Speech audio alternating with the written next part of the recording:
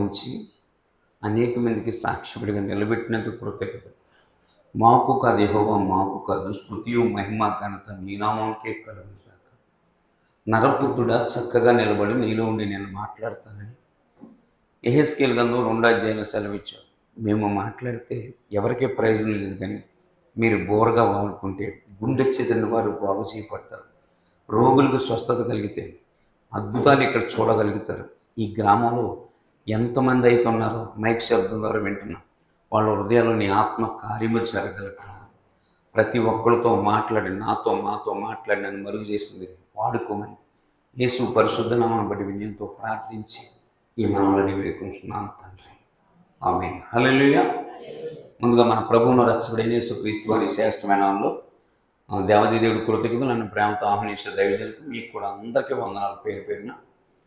నేను ఇక్కడ నిలబడి నేను ఒక్కనొక రోజుని నా భార్య పిల్లలు వేడి నూనె కాసి వచ్చి చంపేద్దాం అనుకున్నారు.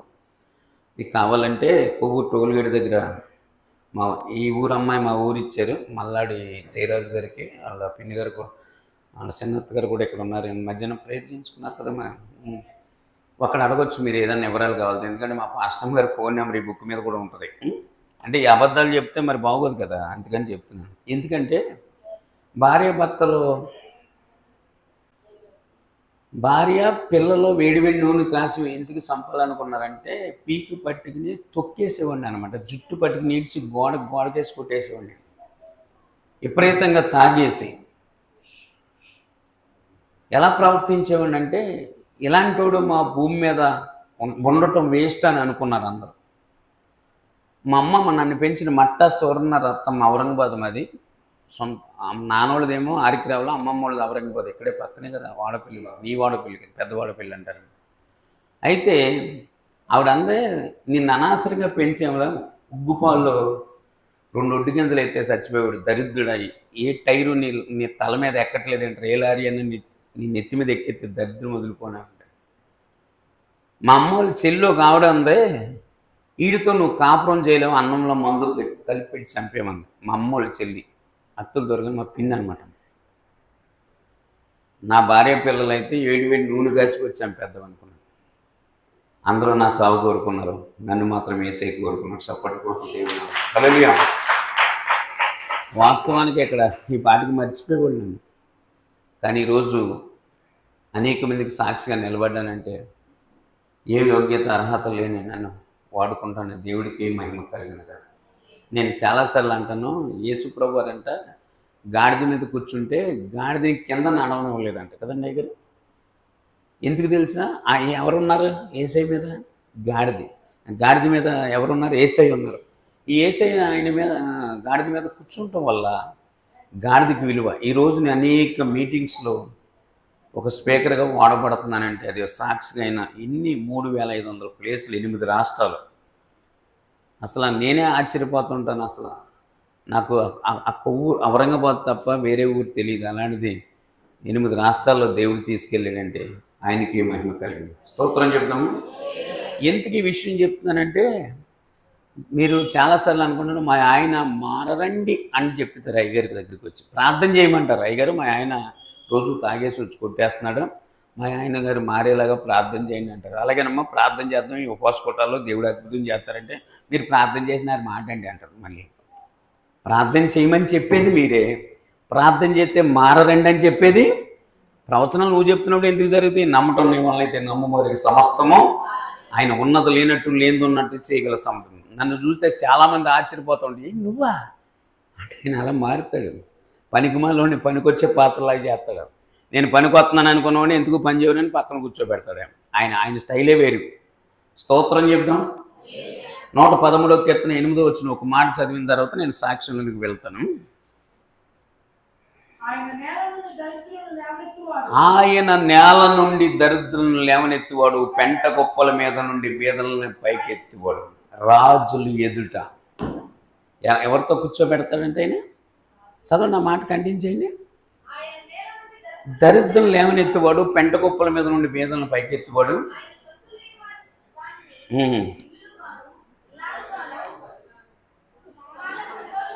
ఆ పై వచనం చదవండి, 7వ వచనం కూడా చదవండి.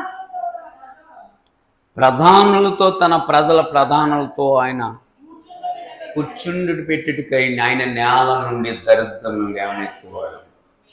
ఈరోజు ఎంపీలు కూర్చుంటారు, మా పక్కనే ఎమ్మెల్యేలు కూర్చుంటారు, మంత్రులు కూర్చుంటారు, ముఖ్యమంత్రి గారు కూడా చేయాలంటారు. మీకు తెలియదు ఆ సంగతి. లేదప్పుడు చూపిస్తారులే. మళ్ళీ ఇదో గొడవ మళ్ళీ మాకు. స్తోత్రం చెప్తాం. హల్లెలూయా.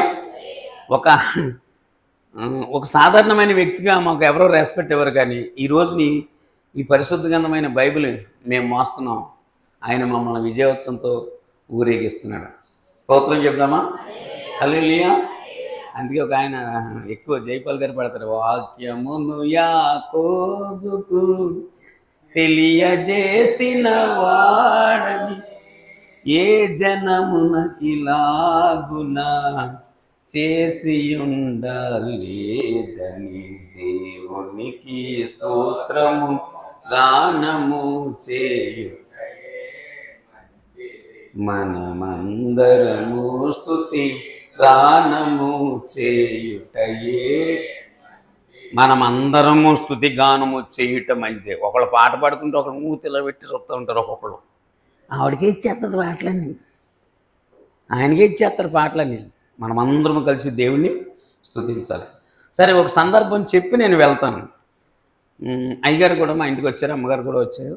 శ్రీనివాసపురం బాంబే కాలనీ డబ్బును దిగుతుంటే మొదటి వీధిలో చివరి ఇల్లు, పైన మందిరం, కింద ఇల్లు మీకులాగే ఉంటుంది. అయితే మా వీధిలో ఒకటి నుంచి మూడో ఇంట్లో సౌటుపల్లి శివసూర్యనారాయణ లక్ష్మి గారు అని ఉన్నారు. వాళ్ళ అబ్బాయి కుమార్ అనమాట. ఆయన షేర్ మార్కెట్లో ఒక డబ్బులు పెట్టుబడి పెట్టాడు. ఒకే రోజు 40 లక్షల లాస్ వచ్చేసింది. అది వెంటనే డౌన్ అవుతుంది అంట కదా. అది 40 లక్షల లాస్ వస్తే రాజమండ్రి నుంచి చాలామంది 10-20 మంది గొడవకు వచ్చేసి 24 గంటలు 40 లక్షలు కట్టమన్నారు. ఇంకా కట్టలేక డిసెంబర్ 31 నైట్ రాత్రి 9 గంటలకి పిల్లోని గోదట్లో పడేసి భార్య భర్తలు దూకి చనిపోదాం అనుకున్నారు. ఆ రోజు ప్లాన్ చేసుకున్నారు. మా సంఘంలో తోరం చంద్రవతి గారిని వారి కాపులే. అది ఆవిడ ఏం చేసిందంటే, ఈ బుక్ నా జీవిత సాక్ష్యం బుక్ ఇది తీసుకెళ్ళి అబ్బాయికి ఇచ్చేవరే, మీ నాన్నగారిని చదవమనరా, నేను నిరీక్షణ బాలయ్య గారి సాక్ష్యం చాలా బాగుంటుందంటే, అసలే ఆయన చనిపోవడానికి సిద్ధంగా ఉన్నాడు. రెండోది యేసు ప్రభు అంటే అసలు వేసుకున్నాడు. గోడ పెట్టి ఇలా ఇసురు కొట్టాడంట, అది అలా పడిపోయింది. పడిపోతే 9 అయింది. డిసెంబర్ 31 నైట్ స్త్రీలు ఏం చేస్తారు చెప్పండి అమ్మా? ముగ్గులేస్తారు. ప్రార్థన మానేసి మరి ముగ్గులేస్తారు కొంతమంది.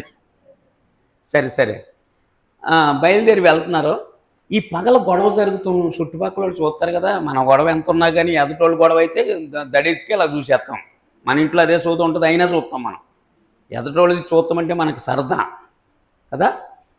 ఏమైంది అది తెలిసే వరకు నిద్రాటదు. అన్నం కూడా తింది నైట్. పొద్దున్న తెలిసే వరకు అప్పుడు తింటుంది కడుపు నిండి అన్నం. సరే, వెళ్తుంటే ఈ టైంలో మీరు ఎక్కడికి వెళ్తున్నారని 2-3 ఆపేరు అనమాట. అయ్య బాబు, ఏళ్ళ కాలంలో పడ్డామేంటో, చచ్చిపోతాను కూడా స్వేచ్ఛ లేదని చెప్పి వాళ్ళు వెళ్ళిపోయిన తర్వాత వాళ్ళు పండుకున్నాక అప్పుడు చనిపోతామని తలుపేసుకున్నారు. భార్య పండుకుని పోయింది, పిల్లోడు పండుకుని పోయాడు. ఈయన మగోళ్ళకి నిద్ర రాదండి, ఆడవాళ్ళు చక్కగా నిద్ర అవుతుంది. అప్పుల వల్ల మనం ఎవరిదేమన్నా నిన్నంటారు. మళ్ళీ పైగా డైలాగులో మనం పట్టుకెళ్తాను, మేము కట్టుకెళ్తానికి తెచ్చుకుంటాం. మేము తెచ్చే మాత్రం తింటారు, అప్పులతో మాకు సంబంధం లేదు అంటారు. అవునా కదా చెప్పండి. మా పక్కనే అద్దెకుండేవాళ్ళు ఒక అమ్మాయి, 250 అద్దె కట్టేవాళ్ళు. మేము కోనపరెడ్డి ఏరబాబు గారి వాళ్ళు ఇంట్లో అద్దెకుండేవాళ్ళం. అలా ఆవిడ అప్పులు తెచ్చి అవి పెట్టేసేదాకా తినేసేది. ఏదన్నా నాకు తేడా వచ్చి అప్పులలో వస్తే ఎవరి దగ్గర చేసాడు నాకు తెలియదు, ఆడికి నాకు సంబంధం లేదనేది. అంటే నిజం, ఇది నిజంగా జరిగిన విషయం. అందుకే చెప్తాను లైవ్లో. కొంతమంది అంటే తెచ్చినాయని అదిదే ఇదిదే అని ఎదటోళ్ళు బీరువా కొనుక్కుంటే ఇప్పుడు బీరువా కొనేయాలి, ఎదటోళ్ళు తోడు కొనుక్కుంటే తోడు కొనేయాలి, టీవీ కొనుక్కుంటే టీవీ కొనేయాలి. అయిపోయినాం అది కొంటే కొనేయాలి. ఆ అప్పులకి నాకు ఏమాత్రం సంబంధం లేదు అని చెప్పింది మళ్ళీని. హల్లెలూయా. భార్య పండుకుని పోయింది, పిల్లడు పండుకుని పోయాడు. నీకు నిద్ర పడతలే, గుండు దడ వచ్చేస్తుంది. అలాగలా చూస్తా ఏడుస్తే ఈ బుక్యాంగ్ చూసాడు. ఇందులో ఒక దృశ్యం కనపడుతుంది మీకు. నేను మునిగిపోతుంటే యేసయ్య నన్ను లేపినట్టుగా ఇది ఒక దృశ్యం అనమాట.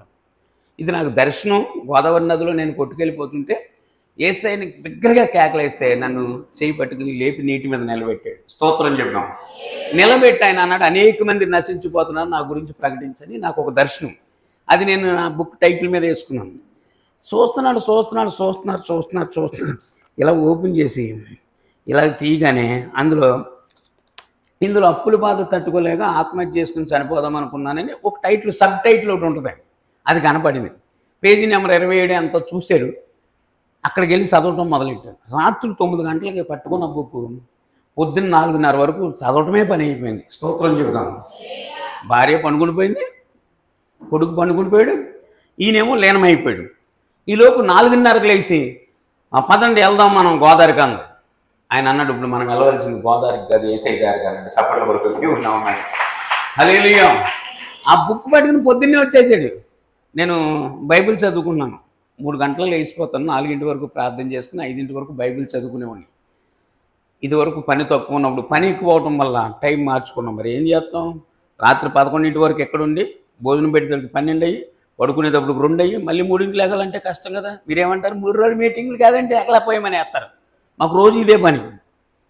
సరే అది వచ్చి ఆయన చెప్పిన మాట ఏంటంటే, రాత్రి బుక్కు మా దగ్గరకు వచ్చి ఉండకపోతే మేము ముగ్గురు చచ్చిపోయేవాళ్ళమని.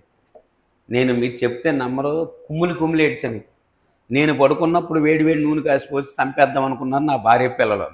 అలాంటిది ఇప్పుడు నా జీవిత సాక్ష్యం ద్వారా యేసుప్రభు వారు 57 మందిని బతికించుకున్నారు. చప్పటి కొడుకు దేవుడు హల్లెలూయా. వాళ్ళు ఇప్పటికీ మా సంఘంలో ఉన్నారు. కొన్ని లైవ్ మరి చెప్పకూడదు, అందుకే నేను చెప్పలేదు కాబట్టి వాళ్ళు ఉన్నారు. వాళ్ళ అమ్మగారు 3 ఎకరాల పొలం రాసింది, ఒక 1/2 ఎకరం పొలం అమ్మేశారు, 40 లక్షలు అప్పు తీర్చేసుకున్నారు, భాగం కూడా తెచ్చి ఇచ్చేశారు. మీరు ఎవరు కదా మరి చెప్పాలంటే కొంచెం కష్టం. అదేమో మీకు ఇష్టం, చెప్పకపోతే నష్టం నాకు. హల్లెలూయా. గట్టిగా స్తోత్రం చెప్పండి. ఇప్పటికీ సజీవంగా ఉన్నారు మా సంఘంలో. ఎందుకు ఈ విషయం చెప్తున్నానంటే, సాక్ష్యం బుక్ అంత ప్రభావితం చేస్తుంది. ఇందులో ఏముండదు, నా జీవిత చరిత్ర ఉంటుంది. ఇది పట్టుకోగానే దేవుని ఆత్మ కార్యం మొదలైపోయింది. అప్పుడు అనుకున్నాను, ఈ బుక్ ప్రింటింగ్ అవడానికి 1 సంవత్సరం పట్టింది నాకు. నేను ఈ బుక్ రాయడానికి గల కారణం చెప్తాను మీకు. రాబర్ట్సన్ గారని 3D క్యాంటీన్లో ఇప్పటికీ నేను పనిచేసిన హోటల్లో బస్ స్టాండ్లో 3D టిఫిన్ క్యాంటీన్ అని ఉంటుంది విజయవాడలో. 3 క్యాంటీన్లు ఉంటాయి, 3 ఆటల పేరు 3D ఉంటుంది. కావాలంటే ఎప్పుడైనా వెళ్ళినప్పుడు చూడండి. అందులో క్యాషియర్గా పనిచేసేవాడు ఒక ఆయన, రాబర్ట్సన్ అని బ్రదరు. నేను డ్యూటీ అయిపోయిన తర్వాత మాస్టర్గా ఉండేవాడిని. డ్యూటీ అయిపోయిన తర్వాత జీతం తీసుకుని, మాకు డైలీ జీతాలు అనమాట. జీతం తీసుకుంటాకి వెళ్తే నాకు ఎప్పుడు ఇక్కడ బొట్టు ఉండేది, అసలు ముద్దుమంతుల్లాగా ఉండేవాడిని. డ్యూటీ దిగెళ్ళిన తర్వాత ఫుల్గా వేసేవాడు, అది వేరే సంగతిలే, అది అలవాటు కదా. అయితే యేసుప్రభు నమ్ముకోరా అనేవాడు. నీ పని నువ్వు చూసుకో, నీ పని నువ్వు చూసుకో, నీ పని ఏదో చూసుకో, నాకెందుకు యేసుప్రభు గురించి చెప్తున్నావు అని చెప్పి చాలా సీరియస్ అయ్యేవాడిని. నా దగ్గర 6-7 అసిస్టెంట్లు ఉండేవాళ్ళు. నేను వంట మాస్టర్, రోజుకి 500 మందికి వంట చేసేవాడిని. ఒక 50 కిలోలు మైసూర్ బజ్జీ చేసేవాడిని, ఒక 20 కిలోలు గారేసేవాడిని. సాంబారు మొత్తం దగ్గర 8 కిలోలు కందిపప్పుతో పెట్టేవాళ్ళం. పెద్ద మాస్టర్ అనమాట. నాకు ఈయన సువార్త క్యాషియర్ అయిన రాబర్ట్సన్ అనే అతను. నేనేమో హైందువులో కుటుంబంలో పుట్టాను, కానీ నాకు యేసుప్రభు అంటే ఏదో నలుగురితో పాటు అన్నట్టే ఉండేవాడిని, కానీ పెద్ద పట్టించుకునేవాడిని కాదు. చెప్తుంటే నీ పని నువ్వు చూసుకొని చెప్తుంటే యేసుప్రభు నిజమైన దేవుడు అనేవాడు. చాలా సిరాకు పడిపోయాడు. ఆయన పెళ్లి చేసుకుని హైదరాబాద్ వెళ్ళిపోయారు. యశోద హాస్పిటల్ అని ఉంటుంది హైదరాబాద్లో, అందులో సూపర్వైజర్గా జాయిన్ అయ్యాడు. వాళ్ళ భార్య బ్యాంకు మేనేజరు. ఆయన ఒకసారి గెట్ టుగెదర్ అనే ప్రోగ్రాం పెట్టాడు. హోటల్లో పనిచేసిన వాళ్ళందరూ ఒకసారి కూడుకుని మనం కలిసి, గెట్ టుగెదర్ తెలుసు కదమ్మా, 10th క్లాస్ వాళ్ళు ఇంటర్ వాళ్ళు గట్ట పెట్టుకుంటూ ఉంటారు కదా, పిల్లల్ని తీసుకుని వెళ్తారు. పాపం చిన్నప్పుడు ఉన్న వాళ్ళని మళ్ళీ పిల్లల్ని తీసుకుని వెళ్తారు. అలా పెడితే నేను మిస్ అయ్యాను ఆ గెట్ టుగెదర్లో. మిస్ అయితే ఈ లక్ష్మణరావు అనేవాడు ఎక్కడ పోయాడు అని పరిశీలన చేస్తే లక్ష్మణరావు పాస్ట్ అయిపోయాడు. అసలు మెంటలు వచ్చేసింది అతనికి. ఆడి పాస్ట్ అవటం ఏంటి, ఆడి పెద్ద మూర్ఖుడు, భార్యని పిల్లల్ని నరకం చూపిస్తాడు. అలాంటి వాడు పాస్ట్ అవటం ఏంటి, యేసుప్రభు గురించి చెప్తేనే సిరాకు పడతాడని. మొత్తం మీద ఎలాగోలా ఫోన్ నెంబర్ పట్టుకుని ఫోన్ చేస్తే, ఎక్కడున్నా లక్ష్మణరావు అంటే, ఇలా కొవ్వూరులు అంటే, సరే నీతో మాట్లాడాలి ఒకసారి, ఏలూరురా, నేను ఏలూరు వస్తే పాత బస్ స్టాండ్లో కూర్చున్నాం. 1 గంటన్నర నా స్టోరీ అంత చెప్పమన్నాడు. అసలు ఏం జరిగిందో చెప్పన్నాడు, ఎలా మారి ఏంటంటే అన్నీ చెప్పాను. చెప్పిన తర్వాత ఇది మరుగైపోకూడదు, ఇంత అద్భుతమైన సాక్ష్యం, ఎందుకంటే నిన్ను యథార్థంగా చూసిన వ్యక్తిని నేను. ఇది మొత్తం రాయించేసి ఎవరి చేతన్నా, ప్రింటింగ్ ఎంత అయితే అంత ఖర్చు నేను ఇస్తానన్నాడు. మొత్తం ఒక పీటర్సన్ గారని పసివేదలు ఉంటారు. ఆయనకి చెప్తే పాస్టమ్ గారు అన్నారు, మా అన్నయ్య గారి సాక్ష్యం మొత్తం రాయండి అంటే ఆయన 6 నెలలు డైలీ వచ్చి ఒక గంట కూర్చుని రాసేవాళ్ళు. ఏ పాస్టర్ గారు అలా రాయరు. డైలీ రావటం, పని కట్టుకుని రాయటం. ఒక 6 నెలలు ఆయన రాస్తే ఒక 6 నెలలు నేను డీడీపీ చేయించాను. నేను ఎప్పుడైతే డీడీపీ మొదలెట్టానో బ్రిడ్జి ఆపేశారు, రోడ్గమ్ రైలు బ్రిడ్జి వర్క్ చేస్తాను. 6 నెలలు ఆపేశారు. రోజు లాంచ్ ఎక్కడం, తీసుకెళ్తాం. ఇలాగ మొత్తం మీద సంవత్సరం పట్టింది. తర్వాత అంతా రెడీ అయిపోయిన తర్వాత అన్నయ్య డబ్బులు పంపించి రెడీ అయిపోయిందంటే ఆ సాక్ష్యం ఎవరు చదువుతాడు, పక్కన పాడే అన్నాడు. మొత్తం రాంచిన తర్వాత ఇదంతా డీడీపీ తీయించి పిన్ను కొట్టి 2-3 పంచు, ఎవరికైనా నచ్చితే అప్పుడు చూద్దామన్నాడు. ఇదేంట్రా బాబు, సంవత్సరం పట్టింది ఈ పని. కొంచెం చాలా దుఃఖంతో ఉన్నాను, ఏడుస్తున్నాను. నాకు ఏదన్నా ఒక రిజల్ట్ రావాలంటే ప్రభు సన్నిధిలో నేను ప్రార్థన చేస్తాను. ప్రేయర్ చేసుకుంటుంటే వైజాగ్ నుంచి రామకృష్ణ గారు అని నేను పనిచేసిన వాంటర్ గారు ఫోన్ చేశాడు. పాస్టర్ గారు ఎలా ఉన్నారు ఏంటి అని అన్నాడు. చల్లగా మాట రావట్లేదు, నీరసంగా. ఏంటి అలాగ అంత నీరసంగా మాట్లాడుతున్నారు, చాలా ఒకసారిగా మాట్లాడతారు కదంటే, ఒక ఆయన ఎంత పని చేశాడండి, బుక్ అన్నీ రెడీ చేసుకోమన్నాడు. తర్వాత ఏమో ఇప్పుడు లేవు, ఎవరు చదువుతారన్నాడు. ఎంత అవుద్దన్నాడు. సుమారు ఒక 20,000 అవుద్దన్నాడు.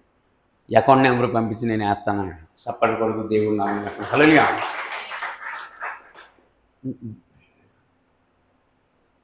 ఎస్తేరు గ్రంథం 4వ అధ్యాయంలో 14వ వచనంలో ఒక చక్కటి మాట ఉంటుంది. ఈ సమయం ముందు నువ్వు ఏమీ మాట్లాడక మౌనంగా ఉండినాలుగా యూదులకి సహాయము వేరే 14-16 అదే ఎంత చదవండి ఒకసారి. ఎస్తేరు గ్రంథం 4:14 నుంచి 16 చూడండి. ఈ సమయంలో నువ్వు ఏమీ మాట్లాడక మౌనంగా ఉండిని ఎడలా, ఈ 3 రోజుల మీటింగ్లో నువ్వేమీ మాట్లాడకుండా మౌనంగా ఉండి ఎడలా వాక్యం ఊరు మొత్తం వెళ్తుంది, మీకు వస్తుంది. కానీ సహాయం మాత్రం వేరే దిక్కు నుంచి వస్తుంది. స్తోత్రం చెప్పాం. మరి నీకు సహాయం కావాలంటే నువ్వు గుప్పులు ఇప్పు వారికి గుప్పులు ఇప్పుకోండి. హల్లెలూయా. వెదజల్లి అభివృద్ధి పొందువారు కలరు. పాస్టర్ గారికి ఎక్కడికి వెళ్ళి ఇక్కడ వస్తారు అనుకుంటారు వీళ్ళు.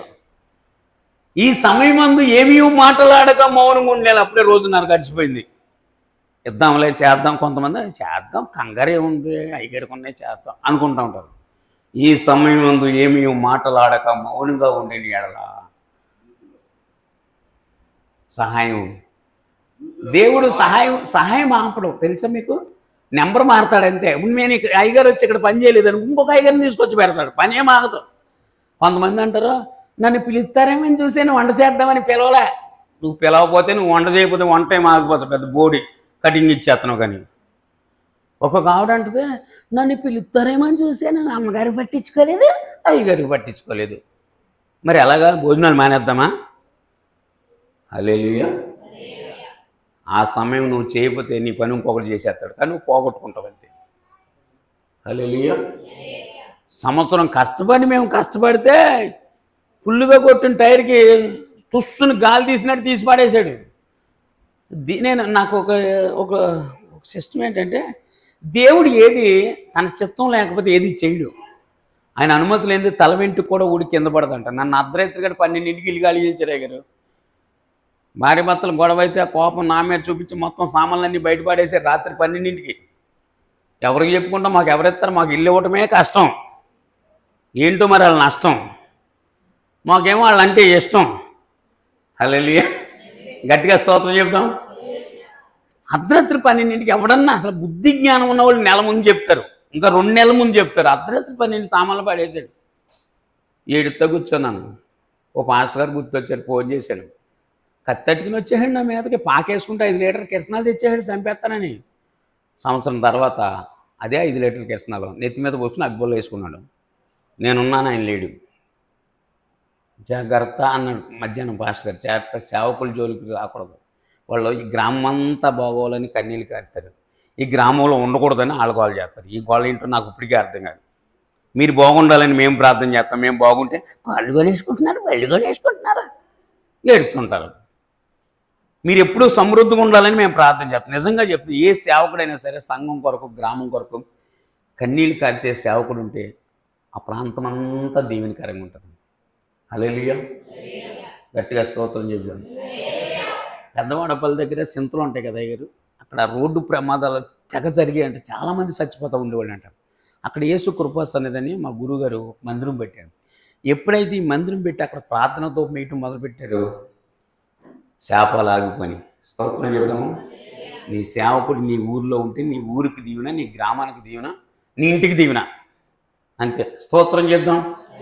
ఎందుకు ఈ విషయం చెప్పానంటే అయ్యెవడు చదువుతాడు అన్నాడు, ఒకే మాట అనేసాడు అంతే. నేను బాధపడ్డాను కానీ నా బాధను దేవుడు చూశాడు.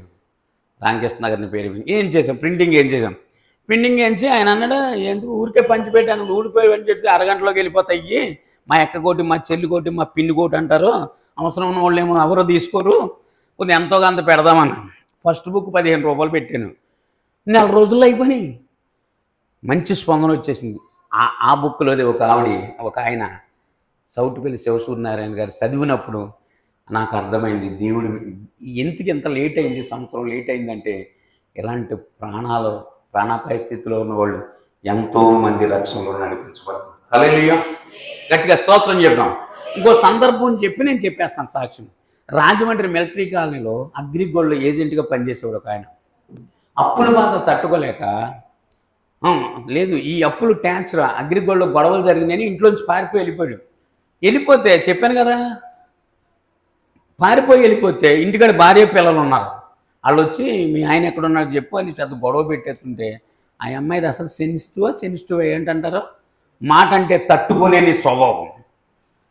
ఎందుకు నా మొగుడు అనేవాడు నన్ను వదిలేసిపోయాడు, ఇంకా నేను కూడా గోదాట్లో పిల్లలిద్దరిని పాడేసి దూకేద్దామని ఏడుతో కూర్చుంది. కరుణ అనే ఒక సిస్టర్ నా పాటల బుక్ కొనుక్కుంది, అందులో సాక్ష్యం ఉంటుంది. తీసుకెళ్ళి ఏడుతున్నవాడికి ఏమండి చదవండి నిరీక్షణ పాల్గొదాన్ని. వాళ్ళ కంసాలు అనమాట. మొత్తం ఆవిడ కూడా ఇసురు కొట్టింది. అసలు ఏసుప్రభు ఉండే నాకు జరగదు ఇక్కడ ఇసురు పంపేది. మెల్లిగా జారుకుంది ఆవిడ. ఏడుస్తుంది ఎంతో పెడుతుంది. అందరూ ఉన్నప్పుడు ఏడుపు వచ్చేది, ఒంటరిగా ఉన్నప్పుడు ఏమవుతుందో నాకు తెలియదు. కొంతమంది చచ్చిపోయినప్పుడు గట్టి చూస్తే మన జనం వచ్చేది బాబే అనేస్తాడు, మళ్ళీ టీ ఇవ్వగానే తాగేస్తుంది అంతే, మళ్ళీ మొదలెట్టేద్ది. అలాంటి గొడవలు ఉంటాయి కదా. ఏడుతుంది ఇసిరేసిన బుక్ కనపడింది. వెనకాల నెంబర్ చూసి ఫోన్ చేసి పాస్టర్ గారు నేను చచ్చిపోదాం అనుకుంటున్నానండి అన్నాడు. అయ్యి బాబు నువ్వెవరో తెలియదు ఏంటో నువ్వు చెప్తే నన్ను తీసుకెళ్ళి జైలు ఎత్తంటారంటే అసలు మీ చర్చ అక్కడ చెప్పన్నాను. చెప్పాను అక్కడ శుక్రవారం ప్రార్థన జరుగుతుంది. ఆ రోజు ఆవిడ వచ్చి చెప్తుంది ఈ సాక్ష్యం బుక్ రాకపోతే అందులో నేను కొన్ని పేజీలు చదవకపోతే ఇక్కడికి వచ్చేదాన్ని కాదు, 2 పిల్లల్ని బిజ్జి మించి పాడేసి చచ్చిపోయేవాళ్ళం అని చెప్పింది. దేవుడికి స్తోత్రం చెప్తాం. అప్పుడు ప్రార్థన చేసాం, ఆ దెయ్యం వెళ్ళిపోయింది. ఈ చనిపోవాలన్న ఆలోచన కలగజేసేది దెయ్యం వేసేసుకో అదిగో గ్యాస్ బండ ఇది కాలువని దూకే ఈ చెప్తూ ఉంటుంది, బాబుని దూకే, ఇవన్నీ ఎవరు సాతాను. అలాంటి సాతానులు అన్నీ దూరం అయిపోను గాక, దేవుడి ఆత్మ మిమ్మల్ని ఆవరించింది గాక. జొన్నాడు మీ పక్కనే కదా, అక్కడ నర్సిబుడ్ అనే కూడు. ఇవన్నీ చెప్పుకుంటే ఏ బోళ్ళు సాక్ష్యాలు అయిపోతాం. 2 భార్య భర్తలు గురేసుకుని చచ్చిపోతానికి తాళ్ళు కట్టేసుకున్నారు. క్రాంతి ఛానల్ ఒకటి ఉంది కాకినాడలో, తెలుసా మీకు క్రాంతి ఛానల్ అని? అన్నది అన్ని ఛానల్స్లో వచ్చింది నా సాక్ష్యం. ఆరాధన, సువార్త, ఇవన్నీ క్రాంతి. ఈ లోకల్ ఛానల్ ఏంటంటే 1-2 సార్లు వేస్తూ ఉంటారు. ఆరాధన రక్షణ టీవీ వాళ్ళు మధ్యాహ్నం పూట అరగంట వేస్తారు, మళ్ళీ కనపడుతుంది. ఈ లోకల్ ఛానల్లో టైం ఉన్నప్పుడల్లా వేస్తూ ఉంటారు. తాళ్ళు కట్టేసుకున్నారు వాళ్ళు. ఈ ఆటోను ఫైనాన్స్లో తెచ్చుకున్నారు, 2-3 ఆటోలు తెచ్చుకున్నారు. కట్టలేనప్పుడు కొంతమందికి పెత్తనాలు ఎక్కువ. ఇప్పుడు ఈఎంఐ ఇప్పుడు ఎవడో సెల్ ఫోన్ వాడతాడో, ఇదేంటి ఏ ఫోన్ అయిపోయినా ఆడైపోయినా అది అయిపోయిన ఉంటుంది కదా, ఆడ వాడతాడు. ఆడి ఫ్రెండ్ వాడేటని ఇది 1,00,000 తెచ్చి ఈఎంఐలో తెచ్చేస్తాడు. కట్టలేనప్పుడు వాళ్ళ అమ్మనే నాన్న తినేస్తూ ఉంటాడు. ఇంకా వాళ్ళ అమ్మ నాన్న కూడా ఇసుకు చచ్చిపోతారు. ఏం చేస్తాం, వీళ్ళు ఫోన్ కోసం చచ్చిన వాళ్ళు చాలామంది ఉన్నారు. ఈ బెట్టింగ్ యాప్ అని ఇవన్నీ ఇలాంటి పరిస్థితులు చాలా చూస్తున్నాం. ఎందుకు ఈ విషయం చెప్పానంటే తెచ్చేసుకున్నారు కట్టలేక. వాళ్ళేమో వీళ్ళు ఏం చేస్తారంటే ఈ అప్పు ఇచ్చిన వాళ్ళు అందరి ముందు తిట్టేస్తారు, పౌరోసం వచ్చేస్తుందని. మాట అంటే బాగోదు అంటది వీడి. మరి అలా డబ్బులు పాడేయండి, డబ్బులు పాడేయలేదు, మరి పౌరోసం ఎందుకు, మూసుకూర్చోవాలి, లేకపోతే డబ్బులు ఇచ్చేయాలి. వీళ్ళు తిట్లు తట్టుకోలేక 2 స్టూళ్ళు వేసుకుని తాడు కట్టేసుకున్నారు ఫ్యాన్లకి. టీవీలో నా సాక్ష్యం వచ్చేస్తుంది. ఏమండి ఈ సాక్ష్యం చూసి చచ్చిపోదామండి అండి అన్నారు. ఏ సాక్ష్యం? నా సాక్ష్యం. తాళ్ళు మెడకు కట్టుకున్నారు. అయ్యగారు స్టూల్లో ఉన్నారు, స్టూల్ మీద ఉన్నారు. చూసేసారు సాక్ష్యం చూసేసి. అలా ఆయన అన్నాడు ఒకసారి పాస్టర్ గారు నెంబర్ ప్లే అవుతూ ఉంటుందండి. ఆ పాస్టర్ గారికి ఒకసారి ఫోన్ చేస్తే ఫోన్ ఎత్తగానే పాస్టర్ గారిని మేము చచ్చిపోతున్నామని అన్నాను. అమ్మ నువ్వెవరో తెలియదు, నువ్వేంటో తెలియదు, నీ ఊరు తెలియదు, నీ పేరు తెలియదు. ఇప్పుడు నువ్వు చస్తే చివరి నెంబర్ ఎవరిది ఉంటుంది? నాది ఉంటుంది. ముందు ఆమె నిప్పేసి బాడీ ఎవరికి ఫోన్ చేసిందో కనుక్కున్నాం. ఇప్పుడు నాకు ఫోన్ చేసి పోలీసులు మాకు ముందు అసలు ఇంకా అవన్నీ ఈ కాల్ డేటా ఇవన్నీ తర్వాత సంగతే. ముందు నన్ను వాన్ చేస్తారు, నీకు దండం పెడతాను. మా ఆయన కూడా ఉన్నాడండి అంటుంది. నేను ఒక్కడే కదా మా ఆయన, మీ ఆయనకి ఫోన్ అన్న అయితే ఏమైనా నీకు బుద్ధి జ్ఞానం ఉందా అని అడిగాను. ఇలాగే ఏమైనా అప్పులుంటే చచ్చిపోతారా? బోళ్ళు మంది కోట్లు అప్పులు ఉన్నవాళ్ళు ఎక్కడికి వెళ్తలేదు, ఎవరు సంపేరు వచ్చి లేవంటే ఏం చేస్తారు చెప్పు. నేను మీకు 10 లక్షలు అప్పు ఉన్నాను, నువ్వు లేవు ఏం చేస్తావు అని అంటే ఏం చేస్తాను, నువ్వేమీ చేయలేవు. కానీ మేము అలాగ అనలేం కదా, మేము కరెక్ట్గా వడ్డీలు కడతాం కనుక మా పేడ తినేస్తారు మీరు. అది వచ్చిన మన బాధ. ముండోడు అనుకో అని ఎవడేమో బాబ్బా పిల్ల పెళ్లి పెట్టుకున్నాం, బాబ్బా వీళ్ళు కట్టుకున్నాం, బాబ్బా అని బతిమాలుతారు మమ్మల్ని.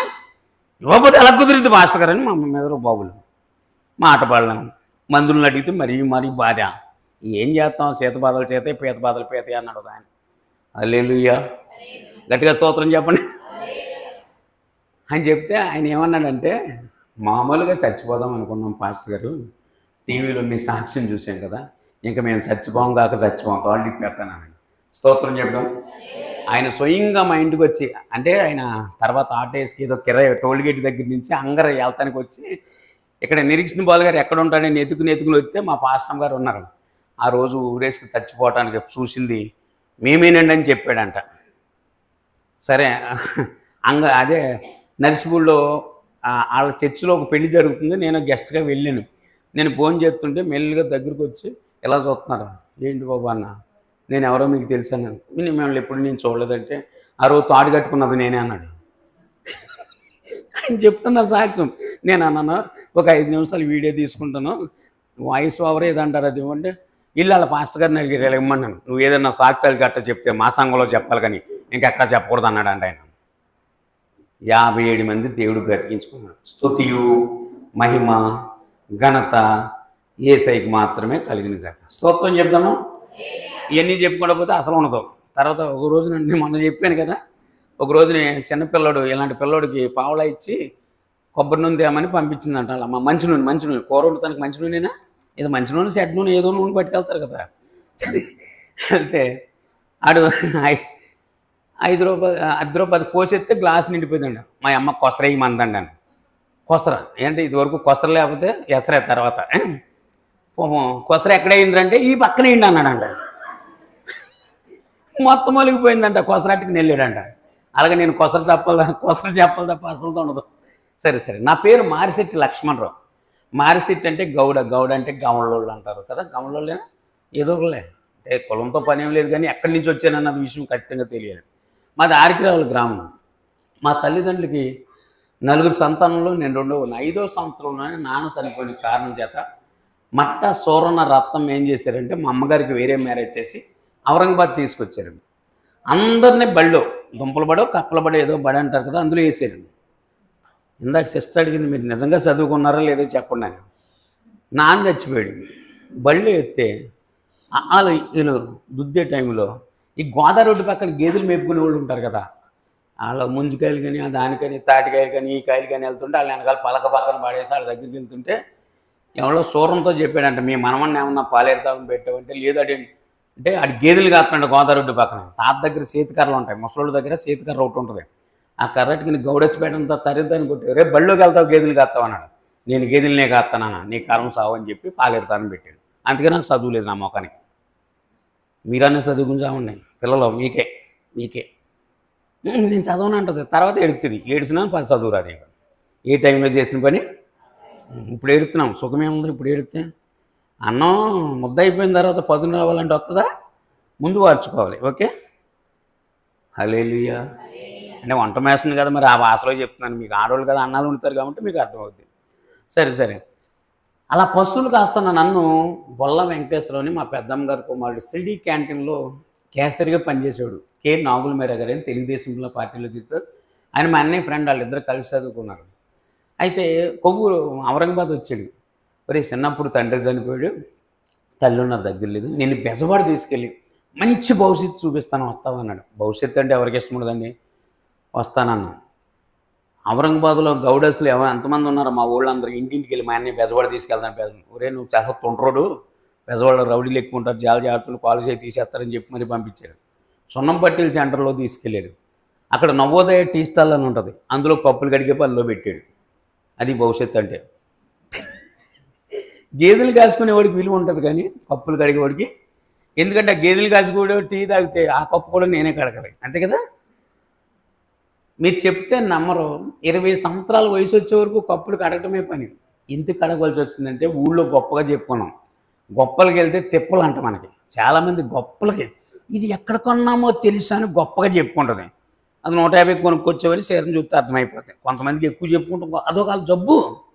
మరి నేనేం చేయను, దానికి నేనేం చేయలేను. సరే అయితే 4 గంటలకు డ్యూటీ లేపుతారు, రాత్రి 9 గంటల వరకు. పూర్వం టైమింగ్స్ ఉండే కదండి, ఇప్పుడంటే టైమింగ్స్ వచ్చినాయి కానీ పూర్వం టైమింగ్స్ ఉండే కదా. ఈ గ్లాసులు ప్లేట్లు తీసి మోరు దగ్గర కడిగేసిన తర్వాత ఈ చేతులు ఎర్రగా పాసిపోయి రాత్రి నిద్ర పట్టేది కదా. ఏడిస్తుంటే మా సీనియర్స్ ఉంటారు కదా, ఒరే పశువు నిమ్మకాయ రాసుకోరా తగ్గిపోద్ది అన్నాడు. పశువు నిమ్మకాయ రాస్తే మీకు పాసిపోయిన దాని మీద పశువు నిమ్మకాయ రాస్తే ఎలా ఉంటుందమ్మా? మంట మామూలుగా ఉండదు, సొస్సొస్సలు ఆడిపోద్ది. ఏడుస్తుంటే దాని ఒక 90 వేద్దాం, క్వార్టర్ వేద్దామని చెప్పి జాయిగా మందు ఫస్ట్ ఊరికి ఇప్పించేస్తారు, తర్వాత మనమే ఇప్పించావాలి. అందుకే మందు ఫ్రీ, ఫస్ట్ మందు ఫ్రీ. 15వ తారీఖు బస్సు కూడా ఫ్రీయే. నేనేం చేయను దానికి. సరే అయితే ఏం జరిగిందంటే ఒక తాగిపోతే అయిపోయాను, ఒక తిరిగిపోతే ఇంకా తాగితే అన్నీ ఆటోమేటిక్గా గంజాయి అవన్నీ మొత్తం వచ్చేస్తలే, పక్క బేవర్స్ అయిపోయాను. ఒకసారి అమ్మమ్మని తాతయ్యని చూద్దామని ఔరంగాబాద్ వచ్చాను. ఔరంగాబాద్ రాగానే నేను ఎర్రగా బుర్రగా బాగున్నాను, అలా చూడకండి. అప్పుడు కాదు, పెళ్లి చేత్తో పని అయిపోద్ది అనుకున్నాను.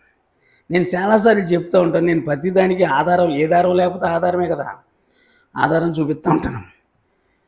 ఒకసారి ఇలా ఉండేవాడిని. అమ్మ బాగున్నానా చూడండి ఒకసారి, నీకు కనపడుతుందో లేదో తెలియదు. ఇలాగ ఉండేవాడిని. ఏం కనపడలేదా? ఇంక ఇలా ఉండేవాడిని. అయ్యారు ఇటంట ఆయన దగ్గరికి లాగుతున్నాడు. దగ్గరికి లాగు బాబు, మైనే పేరకనే పిచ్చుతుంది. అందులో హీరోలాగా ప్రవర్తించేవాడిని. అంటే సినిమాలు చూసే డ్రెస్సులు కదా, మన క్యాబ్ కూడా ఎక్కడికి వేస్తున్నా ఉంటే దానికి అర్థం ఏంటి? మన హీరో ఎలాగెత్తే అలాగే, అప్పుడు ఆ హీరో అలాగెత్తే అలాగే వేసేవాడిని. ఇలా ఉన్నాను నేను. పెళ్లి చూపులకి వెళ్ళాం. ఊళ్ళో వాళ్ళు అందరూ వచ్చారు. ఎవరంటే సోమరాజు కొడుకు అంట అనుకున్నారు. ఎర్రగా బుర్రగా బాగున్నాడే అంటున్నారు. పెళ్లి కూతురు కింద కూర్చోబెట్టారు, నన్ను కుర్చీలో కూర్చోబెట్టాడు. అప్పుడు రేకు కుర్చీలు ఉండే కదా, కూర్చోబెడితే నేను గిరగిర తిరిగేస్తున్నాను కానీ ఆ అమ్మాయి ఏం తిరగట్లా, ఇలాగే ఉంది.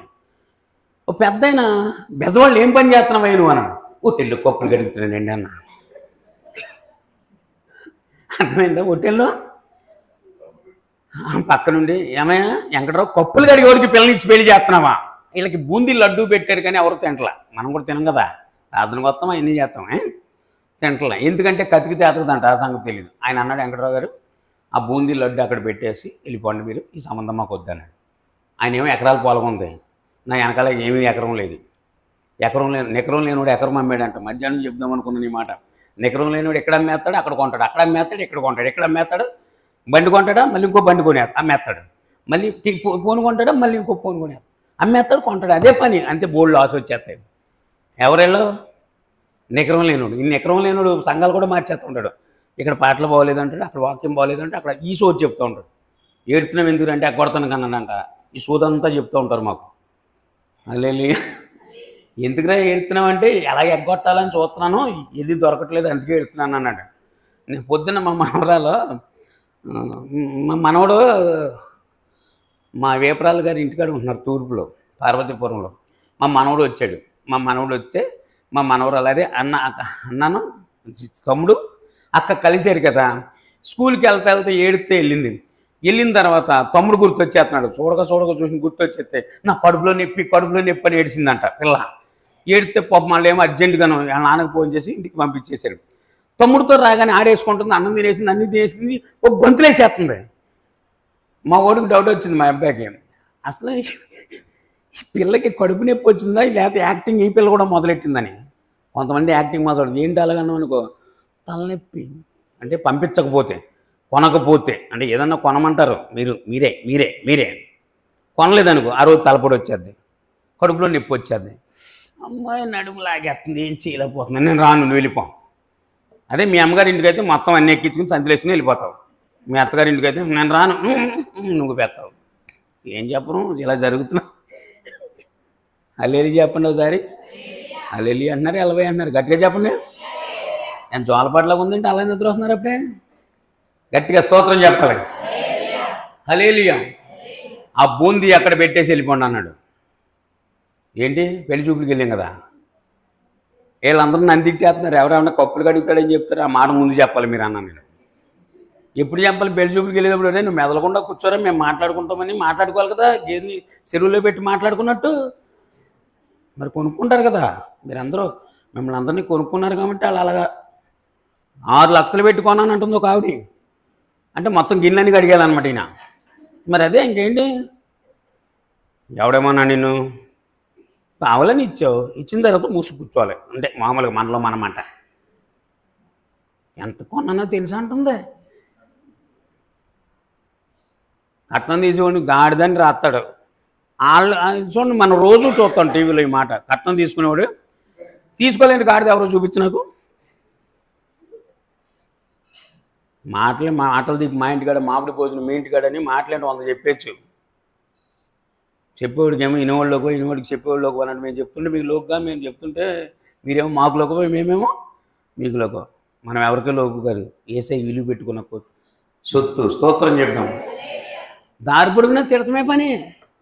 ఎరా కప్పులు కడతాం ఎవడు మరి ఆ మాట ముందు చెప్తే మౌను. సరే వచ్చేసాను ఇంటికాడ. అమ్మమ్మ తాగేటి నేను అన్న సమాజంలో డబ్బు ఉంటే విలువ ఉంటుంది, డబ్బు దాని చివరకు రానని చెప్పి బెజవాడ వెళ్ళిపోయాను.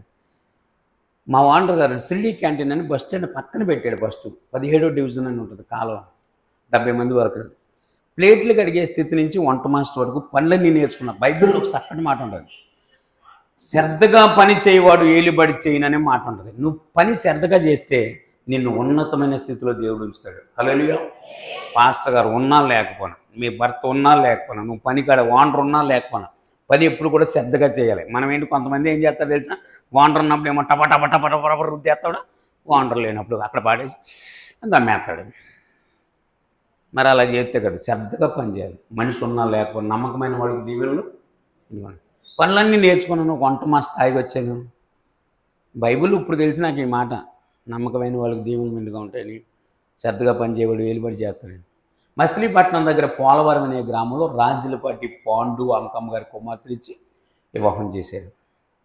ఆ అమ్మాయికి ఏం చెప్పారంటే, ఈ అబ్బాయి చాలా మంచోడు అని చెప్పాడు. లేత పిల్లనిస్తారా, అలా చూస్తున్నారండి. చేసుకుంటాడు. ఎవరన్నా సంబంధం హైదరాబాద్ అది బంగారం అండి అంటాడు. అది బంగారం అన్న బొందా, బంగారం ఎత్తలో ఎత్తే తెలుస్తుంది, కాలితే కదా బంగారం విలువ తెలిసేది. హల్లెలూయా. మీకు నిద్ర వచ్చేస్తుంది కదా, గట్టిగా స్తోత్రం చెప్పండి.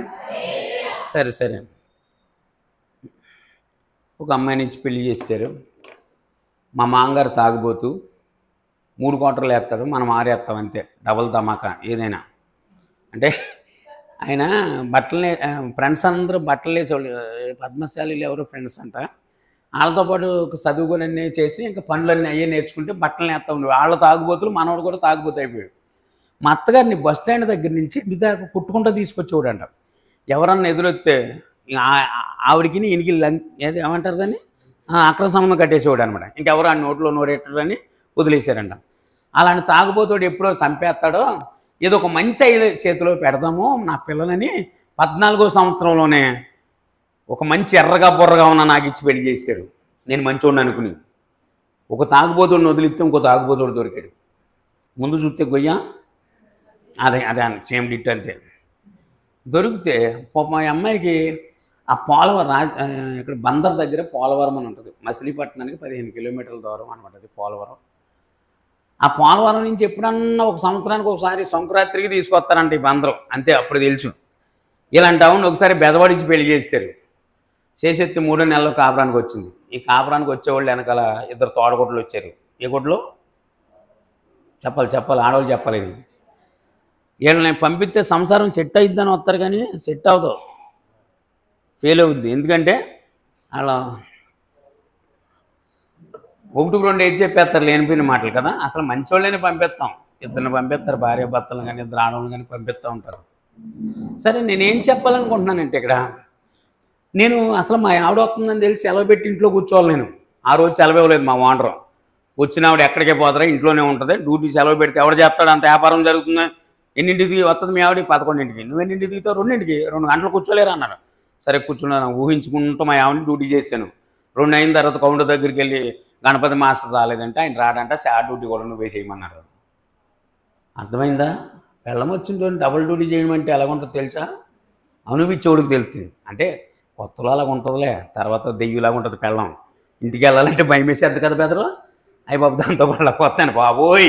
మరి అర్ధరాత్రి కూడా మనం వెళ్తున్నప్పుడు ఇద్దరు కూర్చుని ఎదురుపోతున్న ఎంత బాటిల్ పెట్టుకుని తాగితే ఎందుకు మాట్లాడుకుంటారు? ఇంటికి వెళ్తే భయం వేసేసి వాళ్ళు తాగెళ్తారు. మామూలుగా వస్తేనేమో నువ్వు ఊరుకోవు, తాగొస్తేనేమో ఆయన ఊరుకోడు. మీరిద్దరు తాగొచ్చింది, ఆయన తాగొచ్చిన తర్వాత ఊళ్ళో ఊరుకోడు. ఎందుకంటే ఇద్దరు దెబ్బలు వేసుకుంటే బాబాయ్ ఈ సోత ఏంటని అంటారు కదా. ఉంది హల్లెలూయా. గట్టిగా చెప్పన్నారా? మొత్తం మీద సాయంత్రం వరకు ఎలాగలాగా ఊహించుకుంటా డ్యూటీ చేశాను. ఈ తోడకొట్లు అనే వాళ్ళు ఎందుకు చెప్పానంటే, వచ్చిన వాళ్ళు మన ఇంట్లోనే ఉండాలి. వీళ్ళు కొంపలన్నీ తిరిగేస్తారు. వీళ్ళు ఆ కొంపకి ఈ కొంపకి అడిగెడితే అయ్యి బాబా దుర్మార్గులకి ఇచ్చి పెళ్లి చేశాడు, అసలు మంచోడు కదండి బాబు, పెద్ద తాగుబోతని చెప్పేశారు. ఎవరికే? అసలు ఒకే ఒక కూతురు 14వ సంవత్సరం వయసులో పెళ్లి చేసేశారు. అమ్మ నాన్న ఇడిచిపెట్టొత్తమే కొంచెం కష్టంగా వచ్చింది. చాలా గారం మా అత్తగారికి నా భార్య. అలాంటిది బాబు ఏడుతూ వచ్చింది. ఏదో అగ్నికి ఏమైనా ఆజ్యం తోడైనట్టు అన్నట్టు ఆ ఏడుతూ ఉన్న మనిషికి మీ ఆయన పెద్ద తాగుబోతంతా వీళ్ళు చెప్పారు వాళ్ళు చెప్పారని చెప్పేశారు. ఆ ఏడుతున్న ఏడుపుకి కొంచెం ఎక్కువ ఏడిపోయింది. మనం భార్య వచ్చిన తర్వాత మానేయాలి కదా తాగటం. అబ్బే మానం. ఆ రోజు క్వార్టర్ 90 వచ్చేసింది. నేను అలవాట్లో పొరపాట్లాగా ఏడుతూ ఇలాగ వస్తాను పట్టణం ఒకటి పీకేసాను. ఒక తల్లిదండ్రుల దగ్గరుండి పెంచితే ఒక పద్ధతులన్నీ తెలుస్తాయి. పక్క బేవర్స్గా ప్లాట్ఫారాల మీద పడుకునే పద్ధతులు ఏం తెలుస్తాయి? ఒక తండ్రి ఉండి ఒక తల్లి ఉండి వాళ్ళు చెప్పినట్టు వింటే ఇది మంచి ఇది చెడు అని తెలుస్తూ ఉంటుంది.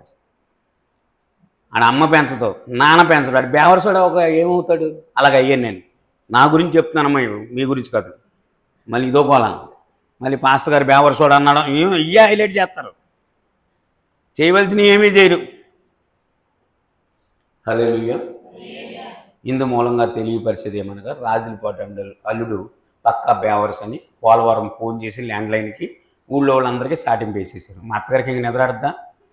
ఆ చచ్చేది ఏదో నా కూతురు నేను ఎక్కడ చచ్చామని వెళ్తే ఒక తాగుబోతోటి చేతులు పెట్టామని ఆవిడ బెంగటికి చచ్చింది.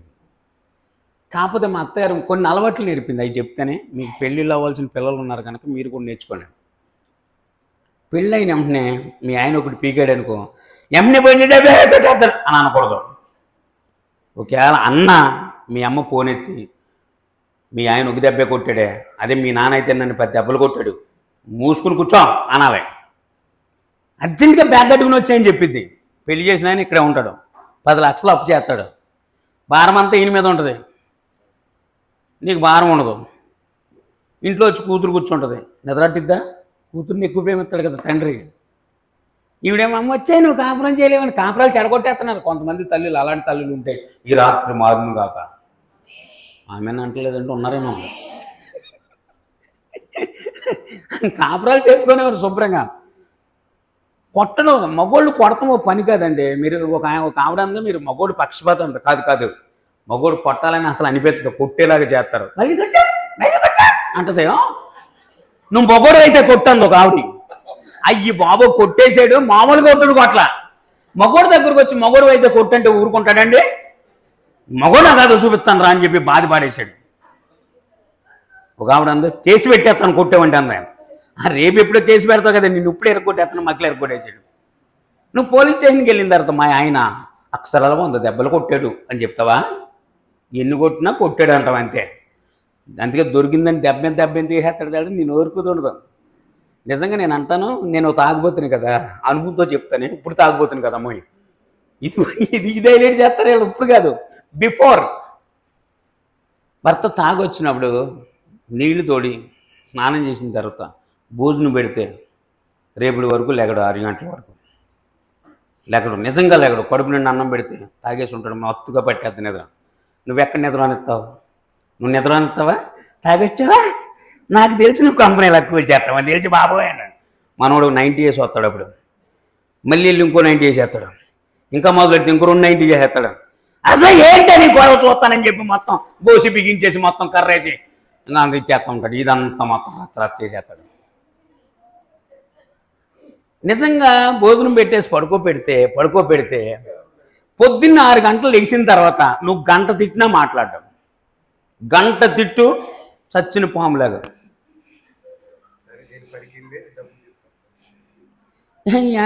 నీ మీద ఒట్టా నేను వెళ్ళిపోతాడు, ఇలాగేసి వెళ్ళిపోతాడు. సాయంత్రం వరకే మళ్ళీ మందు సోపు రాగానే ప్రభుత్వ దుకాణం అని ఉంటుంది కదా, అది దాటి రాలేడు. దాటనేది కూడా సాతాను. ఎందుకంటే మనం సుఖంగా ఉంటే దానికి ఇష్టం ఉండదు. ఎక్కడుంటే మందు తాగేవాళ్ళు కూడా మానేస్తారు. స్తోత్రం చెబుతాం. యేసు ప్రభు స్థితిగతులు మారుతాడు. ఈ తాగుబోతులు మార్చింది దేవుడు. నీ భర్తలు మాత్రం పెద్ద పని ఏంటి? నువ్వు మారంగలికి ప్రార్థన చేయాలిగా. ఉపవాసాలు ఉండి కన్నీళ్ళు కాల్చుకుని నీ భర్తలో మార్పు లేకపోతే నన్ను అడుగు, నేను ఏసైని అడుగుతాను. మరి ఇంకెవరిని అడుగున్నాం? స్తోత్రం చెప్దాం, గట్టిగా చెప్పండి హల్లెలూయా. అలాగ నీ భర్త ఎన్ని కొట్టినా ఒక మాట కూడా నోరెత్తొద్దని చెప్పింది నా భార్యకి మా అత్తగారు. ఏమనేది కదా. ఇంకా ఒక కొడుకు పుట్టాడు, ఒక కూతురు పుట్టాడు, పిల్లలు పెద్దలు అవుతున్నారు. పిల్లోడు పెద్దోడు అయ్యాడంటే తల్లికి ధైర్యం వస్తుంది. అంతేనమ్మా? అమ్మా తల్లులు ఎవరు? పిల్లలు పెద్దోళ్ళు ఉన్నారా? ఎవరైనా ఉన్నారు? కనపట్లేదు. ఒకసారి చూడు. మొగుడిని అదే భర్తని ఎదిరించడం మొదలెడతారు. ఏంటి బాబులు పడిపోయా నేను వెళ్ళిపోతాడు. పట్నం ఒకటి బిగితే టప్పుడు ఎడతాడు. బాబులు పడి నేను ఊరుకోను అంటే పార్టీ ఎప్పుడైనా సరే ముగ్గురు ఒకళ్ళు ఒకటి అయ్యారంటే అయిపోయింది సీను. నా భార్య, నా కొడుకు, నా కూతురు ఒక party. Only one man army. లేదు పూసుకుంటామే, కానీ మందు వేసుకుంటే నేను ఎందుకు మూసుకుంటాను? వాళ్ళ ముగ్గురు మూసుకుని చెడి వినవద్దు, చేయడానికి చేయడానికి కనవద్దని అలా మూసుకునేవాళ్ళు. అందుకే కొట్టుడు కొడతాం చూసి ఒకసారి ఈటీవీ 2లో నేరాలు ఘోరాలు చూసి 9:30కి వస్తుంది. భర్త బాధలు తట్టుకోలేక భార్య పిల్లలు వేడి నూనె కసిపోయి చంపితే నాన్న ఎలాగే చంపేద్దామన్నాడు. జరిగిన స్టోరీనే వాళ్ళ కల్పిత పాత్రలతో నూతన ప్రసాద్ వాయిస్తో ప్రసారం అయ్యేది. భర్తను చంపేస్తారు, అది మళ్ళీ అలా చూపిస్తున్నాడు. అలా చంపొచ్చు అన్నట్టు ఉంటుంది. అది మా వాడు అలాగే చంపేద్దామన్నాడు. నా భార్య మరి ఏం చేస్తుంది? నేను నిన్న చెప్పాను కదా దగ్గర వాడపిల్ల పిల్లిని తలుపేసి కొడితే చంపేద్ది. నేను తలుపు తీసి కొడితే పారిపోద్ది, తలుపు వేసి కొడితే నిన్ను చంపేద్ది. ఎందుకంటే పుట్టే కొలిది రెచ్చిపోద్ది అది. అలాగే స్త్రీని కూడా తలుపేసి కొట్టారా ఎక్కడ కొడద్దో తెలియదు. నాకు తెలియదు బాబోయ్, నాకు తెలీదు. ఒకసారి అంటారు కదా ఆడదే ఆదిశక్తి అంటారు కదా. సరే హల్లెలూయా, గట్టిగా చెప్పండి హల్లెలూయా. హల్లెలూయా. గిరియాల దెబ్బ ఏదో కూరెళ్ళాను నేను అక్కడ యానం దగ్గర. అక్కడ పాస్టర్ గారు ఉన్నారు. సంఘస్థులకి ఎలా నేర్పారంటే హల్లెలూయా అంటే హల్లెలూయా అనాలి. ఇదేంటారు? ఇది రకరకాలుగా తయారవుతున్నారు. ఏంటో అర్థం కావట్లేదు. హల్లెలూయా, గట్టిగా స్తోత్రం చెప్పండి హల్లెలూయా. ప్లాన్ వేసుకున్నారు. రోజు తాగొచ్చే ఉన్నారు, తాగకుండా వచ్చి అందుకే ఇక్కడ ఉన్నాను నేను. ఆ రోజు తగ్గితే నా చాప్టర్ క్లోజ్ అయిపోయింది. అంటే నా ముగింపు, నా బుక్కి ముగింపు. తాగితే అమ్మనా బూతులు తిడతాడు, తాగకపోతే సీమ కూడా చచ్చిపోదు. అలా నడుతాడు. ఎప్పుడైనా చూడండి ఈసారి సీమ చచ్చిపోదాం. అలాగ వచ్చేస్తున్నాను. మా అమ్మాయి పరిగెట్టుకు వచ్చి ముద్దు పెట్టి డాడీ రోజు నేను చంపేస్తారంటే అమ్మ నేను ప్లాన్ వేసుకున్నారని చెప్పేసింది. ఆడపిల్లలు తండ్రి పార్టీ ఉంటారు, మగపిల్లడు తల్లి పార్టీ ఉంటుంది. అంతేనమ్మా, నాన్న అలాగే చేస్తాడు, మనం ముంచేస్తాడు అంటాడు కొడుకు. కూతురేమంటుంది, నీకేం బయలుదేంటే నేను ఉన్నాను అంటది. కూతురు కన్నవాళ్ళు ధన్యులు అంటాను నేను. మరి కొడుకులు కన్నవాళ్ళు కూడా ధన్యులే. అలా చూడకుండా కొట్టేటట్టు ఉన్నారు ఇక్కడ. గట్టిగా స్తోత్రం చెప్పండారా హల్లెలూయా. నిద్ర వస్తుందా మీకు? యేసునామములో మీద నిద్ర ఇప్పుడు దూరం అయిపోను కాక, ప్రార్థన అయిపోయిన తర్వాత వచ్చును కాక. మళ్ళీ దూరం అయిపోయిందంటే మళ్ళీ రోజు నా దగ్గరికి వచ్చేస్తారు ప్రార్థన చేయం. ఏం చెప్తున్నాను? వచ్చేసింది, ముద్దు పెట్టి చెప్పింది. నేను అనుకున్నాను చంపితే ఒకే దెబ్బకి చంపమని చెప్పు, లేకపోతే నరికి చంపుతాను. వాళ్ళకి ఆ శాంతరాలు, నాకు ఈ శాంతరాలు. సరే ఇదంతా జరిగింది. మా క్యాంటీన్లోనూ 70 మంది వర్కర్స్ ఉండేవాళ్ళు. ఎవరికి అప్పులు కావాలన్నా నేనే మధ్యవర్తిగా ఉండి 1,50,000 అప్పు ఇప్పించాను. మా అమ్మగారు ఒకసారి విజయవాడ వచ్చింది. ఇప్పటికీ వాడపిల్ల ఉంటుందండి మా అమ్మ. వచ్చి నాకంటూ లోక సంబంధమైన భక్తి ఎన్ని పేర్లు నేను ఎత్తను, కానీ నేను ఎన్నో భక్తులు చేసుకునేవాడిని. మా అమ్మగారు వచ్చి యేసు ప్రభువుని నమ్ముకున్నాను. ఇప్పుడు చెప్తే చెప్పావు కానీ ఇంకెప్పుడు చెప్పొద్దాను. ఆ మాటకి కోపం వచ్చేసి తెల్లారగట్ల 4 గంటలకు నేను డ్యూటీకి వెళ్తాను. వంట మాస్టర్ 3:30కి లేచి 2 చేతులు పైకెత్తి నా కుమ్మం నశించిపోతున్నాడు ప్రభా, నశించిపోతున్నాడు, రక్షించి ప్రభా అని ఎడుతుంది. ఒకసారి ఉలుక్కుపడిపోయింది. ఈవిడికేం పోయేకాలం వచ్చిందరా, నేను ఎక్కడ నశించిపోతున్నాను? ఒక భార్య, 2 పిల్లలు, ఒక ఇల్లు, ఒక ఫోటోగ్రఫీ, ఎంత హ్యాపీగా ఉంది జీవితం. ఈవిడి నశించిపోతున్నామంటే లోకంలో నశించిపోతున్నాను, నా కొడుకు రక్షించు ప్రభు అని ప్రార్థన చేస్తుంది. నేను నా భార్యను పిలిచాను. ఏంటి ఏవిడి వచ్చింది ఈవిడికి అలా చేస్తుందంటే, ఆవిడ భక్తి ఏదో ఆవిడ చేసుకుంటుంది. సరే ఆవిడ వెళ్ళిపోయింది. నేను 4 గంటల నుంచి 2 గంటల వరకు వంట మాస్టర్గా, 2 తర్వాత రాజీవ్ గాంధీ పార్క్ అని అప్పట్లో కొత్తగా పెట్టారు, ఫోటోలు తీసేవాళ్ళు. ఈ ఫోటోగ్రఫీ లేకపోతే డబుల్ డ్యూటీ చేసేవాడిని. డబ్బు సంపాదించడమే నా దెయ్యం. మీకు ఒక మాట చూడండి, బైబిల్లో సామెతల గ్రంథం 28వ అధ్యాయం 20వ వచనంలో ఒక చక్కటి మాట ఉంటుంది. సో చదువుతారా? నమ్మకమైన వాడికి ధనవంతుడొకటుగా ఆత్రపడివాడు శిక్ష అంటే ఏంటి అర్థం? దాని అర్థం నమ్మకంగా దేవుళ్ళో మనం ఉంటే దీవెనలు మెండుగా ఉంటాయి. కానీ దేవుళ్ళో నమ్మకత్వం మానేసి ధనము కోసమే ఆతృత పడితే వెనకాల ఏముంది? శిక్ష. డబ్బు డబ్బు డబ్బు డబ్బు డబ్బు భలే జబ్బు. కొంతమందికి డబ్బే, సంపాదించడానికి డబ్బే, కానీ ఏత్తానికి డబ్బు కాదు. అది మనసు రాదు. ఇప్పుతే ఎక్కడ పడిపోతాయని ఏదో ఏమంటారు కాకిని చెప్పండి, ఎంగిలి చేతితో కొట్టతావిడి, ఎందుకంటే చేతుకున్న మెతుకులు ఎగిరిపోతాయని. కొంతమంది అలాంటి వాళ్ళు. నేను కష్టపడి డబ్బులు దాయాలని చేస్తున్నాను. అర్ధరాత్రి 1 గంటకి వాంతులు విరోచనాలు సీరియస్ అయిపోయి విజయవాడ విజయ టాకీస్ సెంటర్లో నక్కల రోడ్డు అంటారా, అక్కడ ఒక హాస్పిటల్లో పడేశారు. సెల్స్ అన్నీ పడిపోయి వాంతులు విరోచనాలు ఒకేసారి అవ్వకూడదు. అసలు మనిషి ఇంత గర్వంగా విర్రవీగే మనిషికి 4 విరోచనాలు అయితే చాలు అమ్మా అంటాడు అంతే. 4 జాడించి కొట్టిందంటే అయిపోతుంది, నీ సీన్ అయిపోతాయి, నువ్వు కబుర్లు చెప్తావు. మళ్ళీ దానికి తోడు వాంతులు అయితే ఇంక అంతే. వారం రోజులు వాంతులు విరోచనాలు కంటిన్యూగా అవుతున్నాయి. ట్యాబ్లెట్లు ఇస్తున్నారు, కానీ ఏ ట్యాబ్లెట్ ఇచ్చినా సరే అట్లా వాంతులు అయిపోతున్నాయి. అప్పుడు నాకంటూ ఒక భక్తి ఉండేది, నేను పిలిచాను, నాకు ఎవరో జవాబు చెప్పలేదు. మా అమ్మగారికి విషయం తెలిసి ప్రార్థనా తైలం తీసుకొచ్చి అక్కడుండి గుమ్మంగాడుండి, అమ్మ మాట్లాడకండి, గుమ్మంగాడుండి నా భార్యతో అందే లక్ష్మణరావుని అడుగు ప్రార్థన చేస్తానంటే, ఆ మూర్ఖుడికి నేను అస్సలు చెప్పను. ఏ మూర్ఖుడు? వారం రోజులు మరి విరోచనాలు అయితే మరి భర్తకి భార్యకి లోకం అయిపోయినా కాళ్ళు చేతులు ఎగట్లే. ఒకటి రెండోది, ఈ రెక్క మా అత్తగారు రెక్క, నా భార్య రెక్క బాత్రూమ్కి తీసుకెళ్తున్నారు.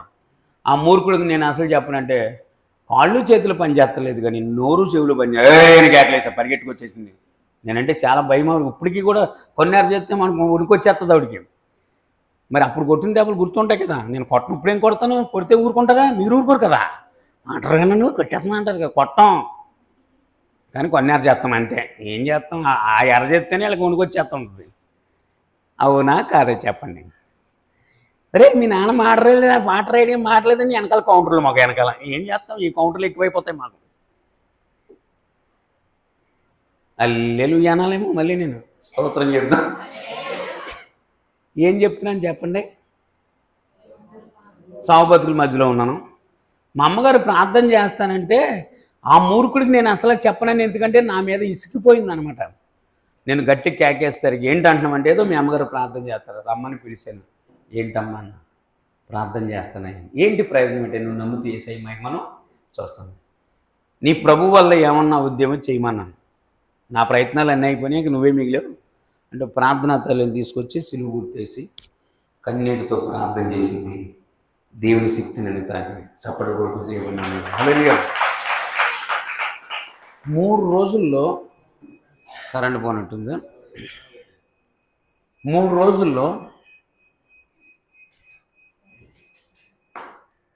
Praise lord. హల్లెలూయా. పర్లేదు, ఈ పని చేద్దాం. 3 రోజుల్లో డిశ్చార్జ్ చేసి ఇంటికి పంపించేశారు. దేవుడు అద్భుతమైన కార్యం చేశారు. హల్లెలూయా. 80 రూపాయలు పెట్టి బైబిల్ కొనిచ్చి ప్రతి ఆదివారం మందిరానికి మానకుండా వెళ్ళాను.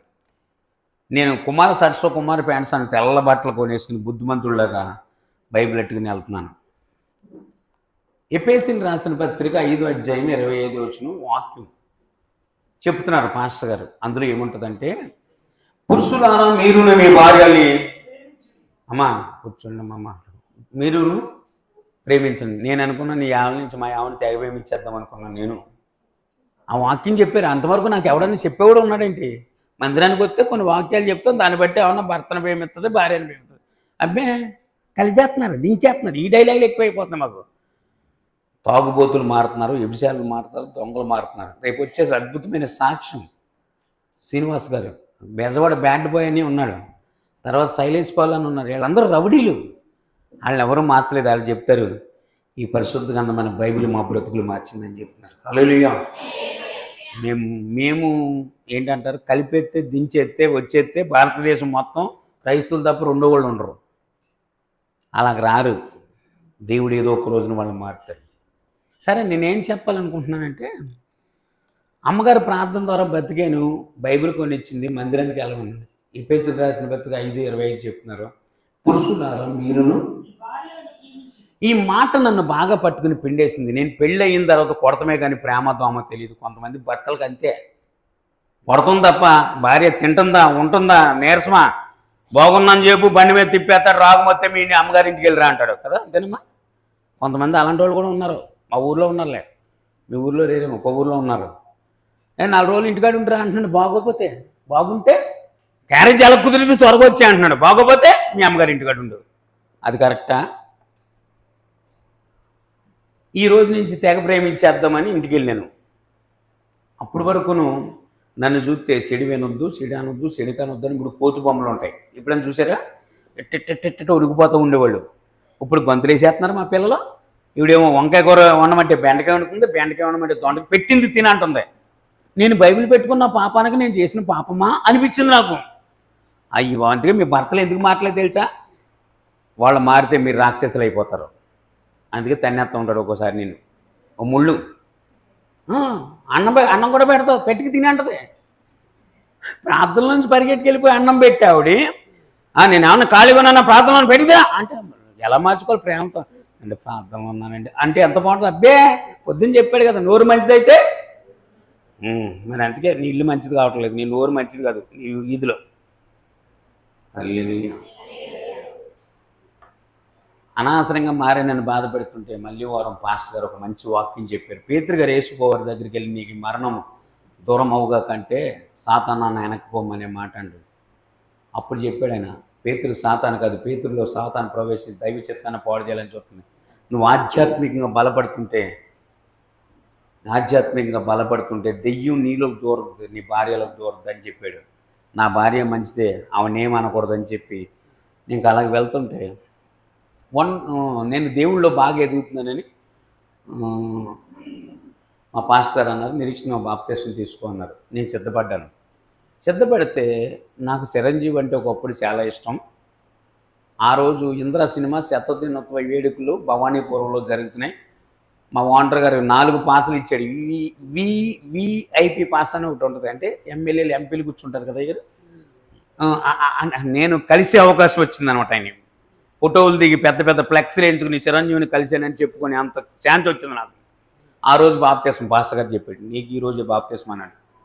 ఇప్పుడు చిరంజీవి ఇంపార్టెంటా, యేసు ప్రభు ఇంపార్టెంట్ అన్నది నాకు ఇప్పుడు పెద్ద పరీక్ష అయిపోయింది. పాస్టర్ గారు ఎప్పుడు కావాలితే అప్పుడు దొరుకుతాడు, కానీ చిరంజీవి ఎప్పుడు కావాలితే అప్పుడు దొరకడం. రేపు ఏమన్నా బాప్తిస్మం అన్నా నేను. మరి రేపు ఎంతమంది సిద్ధపడుతున్నారు బాప్తిస్మానికి? యేసు నామములో సిద్ధపడులు గాక. ఆమె నన్న వాళ్ళు ఎవరు బాప్తిస్మం తీసుకోవాలి, వాళ్ళు అందరూ రక్షణకు సిద్ధపడాలి. స్తోత్రం చెప్పండి. మీరు ఎప్పుడు కావాలితే అప్పుడు దొరుకుతారు, కానీ నాకు ఆయన ఎప్పుడు కావాలితే ఎప్పుడు దొరకడం. అంటే మొత్తం కుంకుడుకాయలు తెచ్చి తలంటేసి బాప్తిస్మం ఇచ్చేసాడు ఆయన. కౌన్సిలింగ్ ఇచ్చారు ఆయన, దెబ్బకు మారి బాప్తిస్మం తీసుకుని. నా దురదృష్టం ఏంటంటే బాప్తిస్మం తీసుకున్న 15 రోజుల్లో 1 టౌన్ వెళ్తానికి ఫ్లైఓవర్ బ్రిడ్జెస్ శాంక్షన్ అయింది. నేను బందరకాలో పక్కన ఒక ఇల్లు కొనుక్కున్నాను. అక్కడ గ్లోబల్ హాస్పిటల్ అని ఉంటుంది, పోలీస్ కంట్రోల్ రూమ్ ఉంటుంది. అక్కడ చాలా ఇల్లులు కాలువడ్డు ఉంటాయి. ఆ ఇల్లులన్నీ తీసేశారు. అందరి ఇల్లుతో పాటు నా ఇల్లు పోయింది. క్యాంటీన్ తీసేశారు, ఎందుకంటే అది కూడా రోడ్డు పక్కన ఉందని. తీసేస్తే ఒక సిస్టర్ గారి దగ్గరికి వెళ్ళాను. మీరు ప్రభుని నమ్ముకున్నారు, నేను ప్రభుని నమ్ముకున్నాను, నాకు మాత్రం ఇన్ని కష్టాలు ఎందుకు వస్తున్నాయి అన్నాడు. సామెతల గ్రంథం 24:10, యోబు గ్రంథం 34:10 చూపింది. విజ్ఞానం గల మనుషులను నా మాట ఆలకించడం, దేవుడు అన్యాయం చేయడం అసమ్మ, సర్వశక్తుడు దుష్కారం చేయటం అసమ్మ అని చెప్పి ప్రేయర్ చేసింది. దేవుడు మహాకృప ఏంటంటే ఇప్పుడు స్థలాలు ఇచ్చి 2,30,000 వేస్తున్నారు, కానీ ఇల్లు కట్టించి పట్టా చేతిలో పెట్టారు. అప్పుడు చప్పటి కొడుకు దేవుని హల్లెలూయా. అదేంటంటే ఆ పథకం ఏంటంటే డాక్టర్ అంబేద్కర్ ఆవాస్ బాంబే పథకం అని వచ్చింది. అప్పుడు కొత్తగా వచ్చింది. నా పేరు మీద పట్టా వచ్చేసింది. హ్యాపీగా పాస్టర్ గారు తీసుకెళ్ళి ప్రార్థన చేయించుకున్నాం. అప్పుడు ఇంకా బియ్యం ఉన్న రోజులు వండింది. తర్వాత ఏమండి బియ్యం అయిపోయి ఈ ఫ్రెండ్ దగ్గరికి వెళ్ళి ఒక 200 అప్పు తేండి. సెన్ను రోజు రేటు ఇప్పటికీ మేనేజర్గా చేస్తున్నాడు ఆ క్యాంటీన్లో. తేండి బాబాయ్ ఇంట్లో బియ్యం లేవు 200 ఈ బాబాయ్ అన్నాను. నేను 200 ఇవ్వడం కాదు, నాకు 50,000 ఇవ్వాలి ముందే కట్టాను. 200 అడిగితే 50,000 కట్టమన్నాడు. 50,000 ఉంటే అసలు 200 ఉంటే ఆయన దగ్గరికి వెళ్ళం కదా. ఇంట్లో బియ్యం లేవంటే బియ్యం సంగతి నాకు అనవసరం, నువ్వు అర్జెంటుగా 50,000 కట్టు అన్నాడు. నువ్వు నా ఫ్రెండ్ కదంటే నీకు నాకు స్నేహం ఏంట్రా, నువ్వు కరెక్ట్గా వడ్డీ కడుతున్నావు, నీకు 50,000 ఇచ్చాను అన్నాడు. ఇంటికి వచ్చేసి నేడుతా చెప్పాను ఏం చేద్దాం. అలాంటి సమయంలో మా అత్తగారు కాలేజ్ చేయబడిపోతే మా మామగారు గవర్నమెంట్ హాస్పిటల్లో హనుమాన్పేటలో ఉంటుంది అక్కడ పాడేసి ఆయన పోయాడు. ఆవును కూడా తీసుకొచ్చి ఇంట్లో పెట్టుకోవాల్సిన పరిస్థితి, ఆకలితో ఉన్నాం. అలాంటి సమయంలో ఒక పాస్టర్ గారు వచ్చి మా అత్తగారు ప్రార్థన చేస్తే పరిపూర్ణమైన స్వస్థత వచ్చింది. హల్లెలూయా. అప్పుడు మేమందరం కలిసి ప్రార్థన చేసుకున్నాం. ప్రార్థన చేస్తే ఆమేన్ అనేలోపు ఒక ఆవిడ క్యారేజీ తీసుకొచ్చింది. 2 పార్సల్ మీల్స్ చప్పటి కొడుకు దేవుళ్ళ ఒక్కరోజు కాదు ఆవిడ ప్రతిరోజు నెల రోజులు తెచ్చింది. ఈ నెల రోజులు అయిపోయిన తర్వాత మాకు బుడమేర పొంగింది. 20 సంవత్సరాల క్రితం పొంగిపోయింది మొత్తం విజయవాడ సింగనగర్ అయ్యింది. గవర్నమెంట్ వాళ్ళ ద్వారా పులిహోర పొట్లాలు బిర్యానీ పొట్లాలు ఆ నీళ్ళు లాగేసిన తర్వాత పిల్లల పైపు రోడ్లో స్కూల్లో వేసాం. ఎందుకంటే ముద్దన్న దొరికిద్దని. ఈ అప్పులు ఇచ్చిన వాళ్ళు ఉంటారు కదా, అప్పులు అంటే ఎవరెవరికి నేను ఇప్పించాను 150,000 అప్పు ఇప్పించాను, వాళ్ళందరూ వచ్చి అర్జెంటుగా డబ్బులు కట్టమన్నారు. అదే టైంలో స్పందన అని ఒకటి ఉండేది, మీకు తెలుసో లేదో. వాళ్ళు 9 మంది వచ్చి మా ఆమెను తీసుకెళ్ళి క్లాస్ వీకేస్తున్నారు.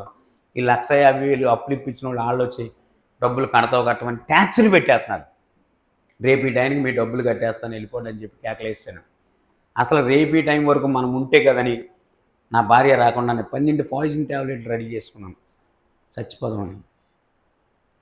ట్యాబ్లెట్లు ఎదురుగుండా పెట్టుకుని వేసుకుందాం అనుకునే లోపే మా అక్క వచ్చింది. ఔరంగాబాద్లో ఉంటుంది ఆవిడ. కావాలంటే ఫోన్ నెంబర్ కూడా ఇస్తాను, ఫోన్ చేసి అడగొచ్చు. డోర్ కొట్టింది ఇలాగా, తీశాను. మీ ఆవిడ ఎదురంది. ఆ స్పందనోళ్ళు తీసుకెళ్ళి సార్ ఆ గొడవ నాకు ఎందుకు కానీ 15,000 ఇవ్వాలి ఎప్పుడు ఇస్తా ఉంది, 15,000 ఇవ్వాలి ఎప్పుడు ఇస్తా ఉంది. ఆ డబ్బులు లేకే కదా అక్క ఇంకో ట్యాబ్లెట్ తెచ్చుకున్నాను చచ్చిపోదాం అనుకున్నంటే ఫ్యాన్ కూరేసుకుంటావు, ఏంటి రోజు తగ్గుతావు, రైలు పట్టాల కింద పడతావు, నాకు అనవసరం డబ్బులు ఇచ్చి చచ్చిపోవాలి. సొంత అక్క. మనకి బయట వాళ్ళు ఏదన్నంటే ఒక రకమైన బాధ, ఇంట్లో వాళ్ళు అంటే ఇంకా తట్టుకోలేదు. ఇంకెందుకు అక్క ఇక్కడే ఉండు నేను ఇప్పుడే వస్తానని చెప్పి స్పీడ్ మీద వెళ్ళి రైలు పట్టాల మీద పడుకున్నాను. పడుకునేవాడిని ఒక 90 క్వార్టర్ తాగేసి పడుకుంటే ముక్కలైపోయేవాడిని. కోపం మీద మా అక్క అన్నది మాట అన్నదనే కోపం మీద వెళ్ళి పడుకుని రైలు ఇటు వస్తుందని వీడు చూడాలి, చూస్తా రైలు కింద తలెట్టలేం పెట్టలేం కదా, దాన్ని ఎంక చూస్తుంటే వచ్చేస్తుంది. అక్కడి నుంచి పరిగెట్టుకుని ఇంటి దాకా వచ్చేసాను భయమేసి. అలా చూస్తున్నారంటే ఇంజిన్ పక్కన ఎంత సౌండ్ వస్తుందో తెలుసా, పట్టాల మీద పడుకుంటే గుడగొడగొడగొడలు ఆడిపోతుంది. పరిగెట్టుకుని ఇంటికి ఆయుస్తుంది వస్తే ఎయిరా డబ్బులు అందాయి. ఇంటికి వచ్చేసరికి కర్ర ఏదన్నా దొరికితే చంపేద్దాం అనుకున్నాను. మా అక్కడ అంత బీబీతో ఉన్నాను నేను. డబ్బులు లేవు గిబ్బులే పోనా తిట్టుకుంటూ పోయింది. ఆవిడ గొడవ ఏంటంటే వాళ్ళ ఆయనకి మట్ట ఎంకన్నాను ఉన్నాడు మా బావ. పెద్ద గొడవ అయిపోయింది. మీ తమ్ముడి దగ్గర 15,000 తెస్తే నీకు కాపురం లేకపోతే నీకు కాపురం లేదని కొట్టేస్తే పొద్దున్న 6 గంటల ప్యాసింజర్ ఎక్కువ వచ్చేసింది. ఆ పిచ్చిగా ఆవిడ వచ్చేసింది. నా పిచ్చి ఆవిడకి తెలియదు, ఆవిడ పిచ్చి నాకు తెలియదు. ఆవిడ వెళ్ళిపోయిన తర్వాత మళ్ళీ ట్యాబ్లెట్లు ఇంకా వేసుకుంటలేదు రా అంటున్నాయి. తొలిపేసి మళ్ళీ ట్యాబ్లెట్ల దగ్గరికి వెళ్ళాను. వెళ్తే ఈ పాప గుర్తొచ్చింది. ఈరోజు నేను ఇక్కడ ఉన్నానంటే దేవుడి కృప ఒకటైతే మా పాపం కోటి. 5 సంవత్సరాల వయసులో తండ్రిని కోల్పోయిన, తల్లి ఉన్న దగ్గర లేదు. వాటర్లంతా కప్పులు గడిగి ప్లాట్ఫారాల మీద పడుకున్నట్టు తాగేసి డైనేజీల్లో పడిపోయిన వ్యక్తిని నేను. అర్ధరాత్రి 12 గంటలకు పోలీసులు వచ్చి షాపు ముందు పడుకునేవాళ్ళం, షాపు ముందు పడుకునేవాళ్ళం, తెక్కొట్టేసేవాళ్ళు దొంగలు అనుకుని. అలాంటి దెబ్బలు తిన్న వ్యక్తిని నేను. ఇప్పుడు నేను చనిపోతే నా పిల్లలు అనాథలు అయిపోతారు. అంతకుముందు ఒక ఫ్రెండ్ మహేష్ అని ఉన్నాడు, లోకో పైలట్. ఆయన దగ్గరికి వెళ్ళి నా ఇంటికాంతాలు పెట్టుకుని కొంచెం డబ్బులే ఉండే అంటే ఇస్తానన్నాడు. 150,000 ఇస్తానన్నాడు అతను. అయితే ఒక మాట, నువ్వు పట్టుకున్న బైబిల్ విడిచిపెట్టురమ్మన్నాడు. నేను అన్న చెత్త సలహాలు చెప్పొద్దన్న. ఈ లోపు వాళ్ళ ఆవిడొచ్చి సలహాలు చెప్పడానికి పని చేయనప్పుడు డబ్బులు ఎత్తానికి ఎందుకు పని చేస్తాను, వెళ్ళి ప్రార్థన చేసుకుని యేసుబాబుని అడుక్కోండి.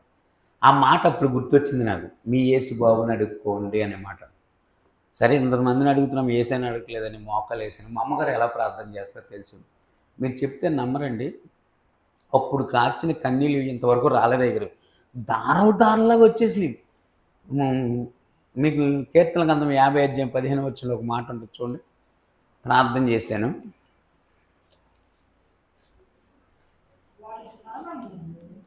ఆపత్కాలము నువ్వు నన్ను గుచ్చి మొరపెట్టుము.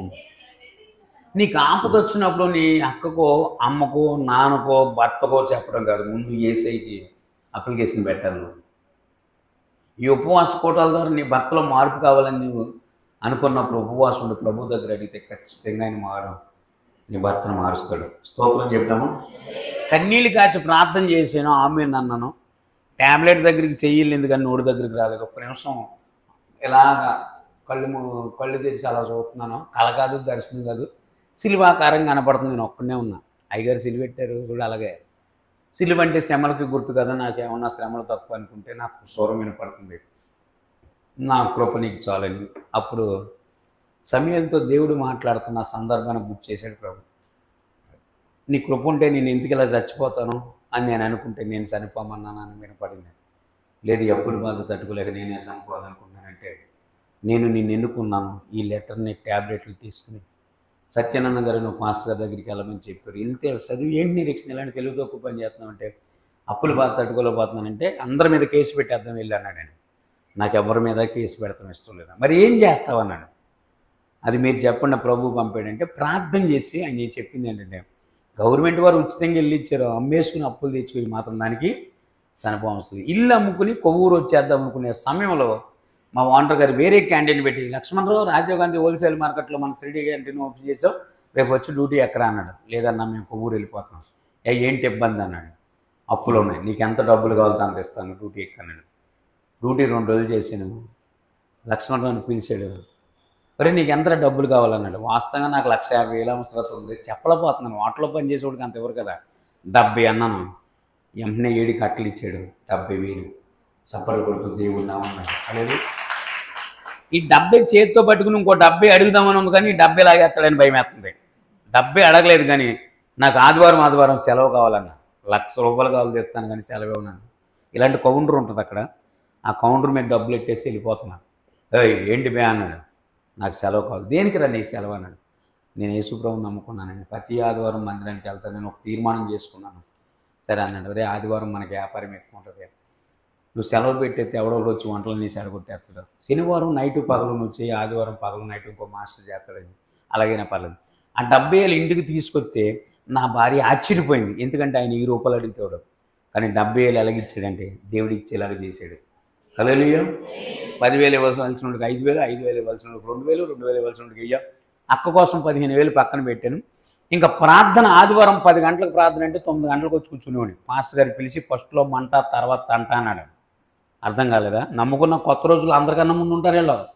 తర్వాత సీనియారిటీ పెరిగిపోతే సిన్సియారిటీ తగ్గిపోతాయి, అంతే కదా. సీనియారిటీ పెరిగే కొలది గోడకే, అంటే మామూలుగా చెప్తాను మా మిమ్మ గురించి కాదు. హల్లెలూయా.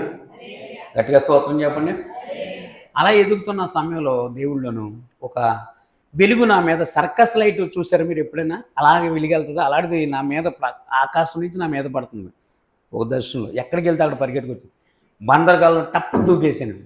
పైనుంచి ఒక స్వరం వినపడుతున్నాయి, నా కుమారుడు నేను ఎన్నుకున్నాను నా సేవ చేయండి. ఏమీ అర్థం కాల. ఈ మాట మా అక్కకు చెప్పా. ఏంటక్క నన్ను సేవ చేయమని ఒక స్వరం వినపడుతుందంటే అప్పుడు ఆవిడ ఒక సందర్భం చెప్పింది. మీకు పక్కనే ఉంది అన్నవారిపాడు.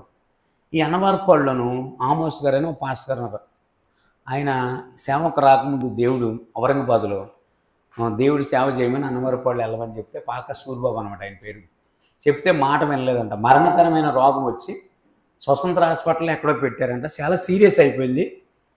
పాస్టర్ గారు జానరత్నమయ్య గారు అని 45 సంవత్సరాలు సీనియర్, ఆయన కాఫులు కనబట్టి ఆయన కూడా కనబట్టి అయితే ఆయన వెళ్ళి ప్రార్థన చేస్తానికి వెళ్ళి, ఇంకా దేవుడి దగ్గర నువ్వేమన్నా ఒప్పుకోవాల్సిన ఉన్నాయో ఒప్పుకోండి, దేవుడు మిమ్మల్ని స్వస్థపరిచాడంటే, నాకు సేవా పిలుపు ఉంది, నాకు సేవ చేయటం ఇష్టం లేక నేను ఎవరికీ చెప్పలేదంటే, ఇప్పుడైనా సేవ చేస్తాను ప్రభువాని మీ నోటితో ఒప్పుకుంటే దేవుడు మిమ్మల్ని స్వస్థపరుతాడని చెప్తే ఒప్పుకున్నాడంట. స్వస్థత దొరుకుతుందంట. ఆయన సేవ చేస్తున్నాడంట. ఈ విషయాలన్నీ మా అక్క చెప్తుంది ఫోన్లో నాకు. ఇదంతా ఈ సోదంతా నాకెందుకంటే నిన్ను కూడా సేవకి వెళ్ళమని దేవుడు చెప్పాడు కదా. 3 రోజులు ఉపవాసం ఉండి ఎక్కడ సేవ చేయాలో ప్రభు అని అడగమంది. మరి దేవుడు నన్ను మరణం నుంచి బ్రతికించాడు కదా, 50,000-70,000 ఇప్పించాడు కదా. డ్యూటీ చేస్తూ ఉపవాసం ఉన్నాను. తెల్లారి గంటలు 3 గంటల చేతులు 2 పైకైతే ప్రభు నీ గురించి నేను ఎక్కడ ప్రకటించాలి, ఎక్కడ సేవ చేయాలని ప్రార్థన చేస్తాను. ప్రార్థనలో నేను ఉండగా రోడ్ గమ్ రైలు బ్రిడ్జి, అది శ్రీనివాసపురం వాంబే కాలనీ అంటారు, పల్లీలపేట అంటారు, వాంబే కాలనీ, అదంతా చూపించి నా కుమారుడు నా గురించి ఇక్కడ ప్రకటించి చెప్పి వెళ్ళిపోయాడు. నేను మళ్ళీ చూస్తే ప్రార్థనలో ఉన్నాను. ఎక్కడున్నానో మోకాలు అక్కడే G49 విజయవాడ వాంబే కాలనీ. ఈ మాట నా భార్యకి చెప్పాను. అయితే మీరు వెళ్ళి సెలవు చెప్పరండి, ఈరోజు మనం వెళ్దామంది. అసలు స్త్రీలు ఎంకరేజ్ చేయరు, వెళ్దామంది.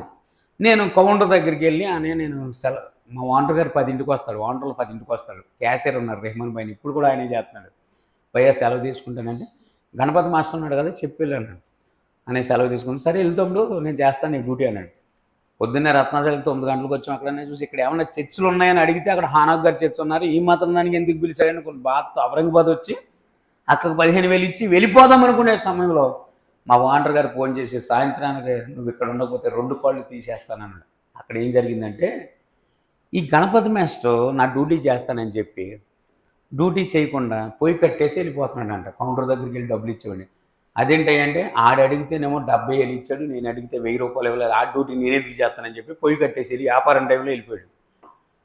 వేరే ఎవరినో తీసుకొచ్చి వంటలు పెడితే మొత్తం చెడగొట్టేశారు. కస్టమర్లు కౌంటర్ దగ్గర గొడవ చేస్తున్నారు. ఈ టైంలో వాంటర్ గారు వచ్చాడు. ఏంటి గొడవ అంటే ఐటెం బాగాలేదంటే లక్ష్మణరావు గారిని పిల్లన్నాడు. రాత్రికి రాత్రి ఇల్లు అమ్ముకుని మీ డబ్బులు పట్టుకుని పారిపోయాడని లేనిపోయిన మాటలు దానియేలు మీద చెప్పినట్టు చెప్పేశారు. ఫోన్ చేసి కాళ్ళు తీసేస్తానని చూడండి.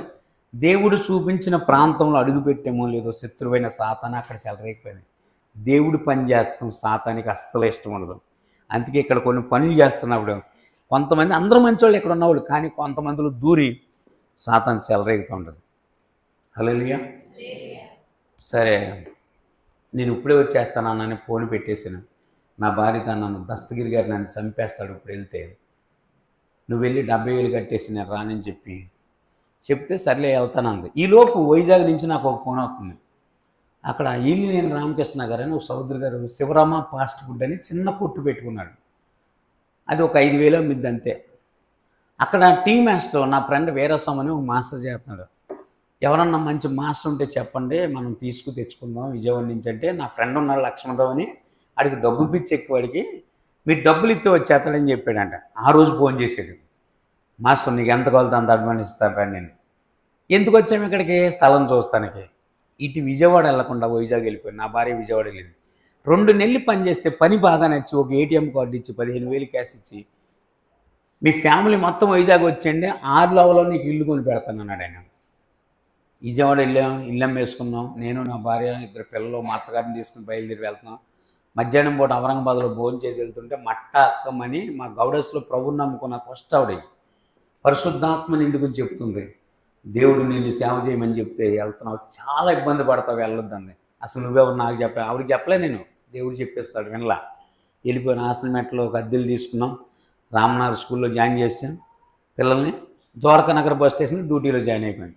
ఒక్క నెల అయింది, కుటుంబ ప్రార్థన చేసుకున్నాం. మా అత్తగారు బిగ్గరగా కేకేసి మీరు ఇక్కడ ఉండొద్దు సేవకి వెళ్ళిపోండి అని చెప్పి అక్కడ కుప్పకూలిపోయింది. KGH హాస్పిటల్కి వెళ్తే తెల్లారి చనిపోయింది. చనిపోయే ముందు నా భార్య చేయి నా చేయి తీసుకుని మీరు దేవుడి సేవకి వెళ్ళిపోండి అని చెప్పి మరి చచ్చిపోయింది.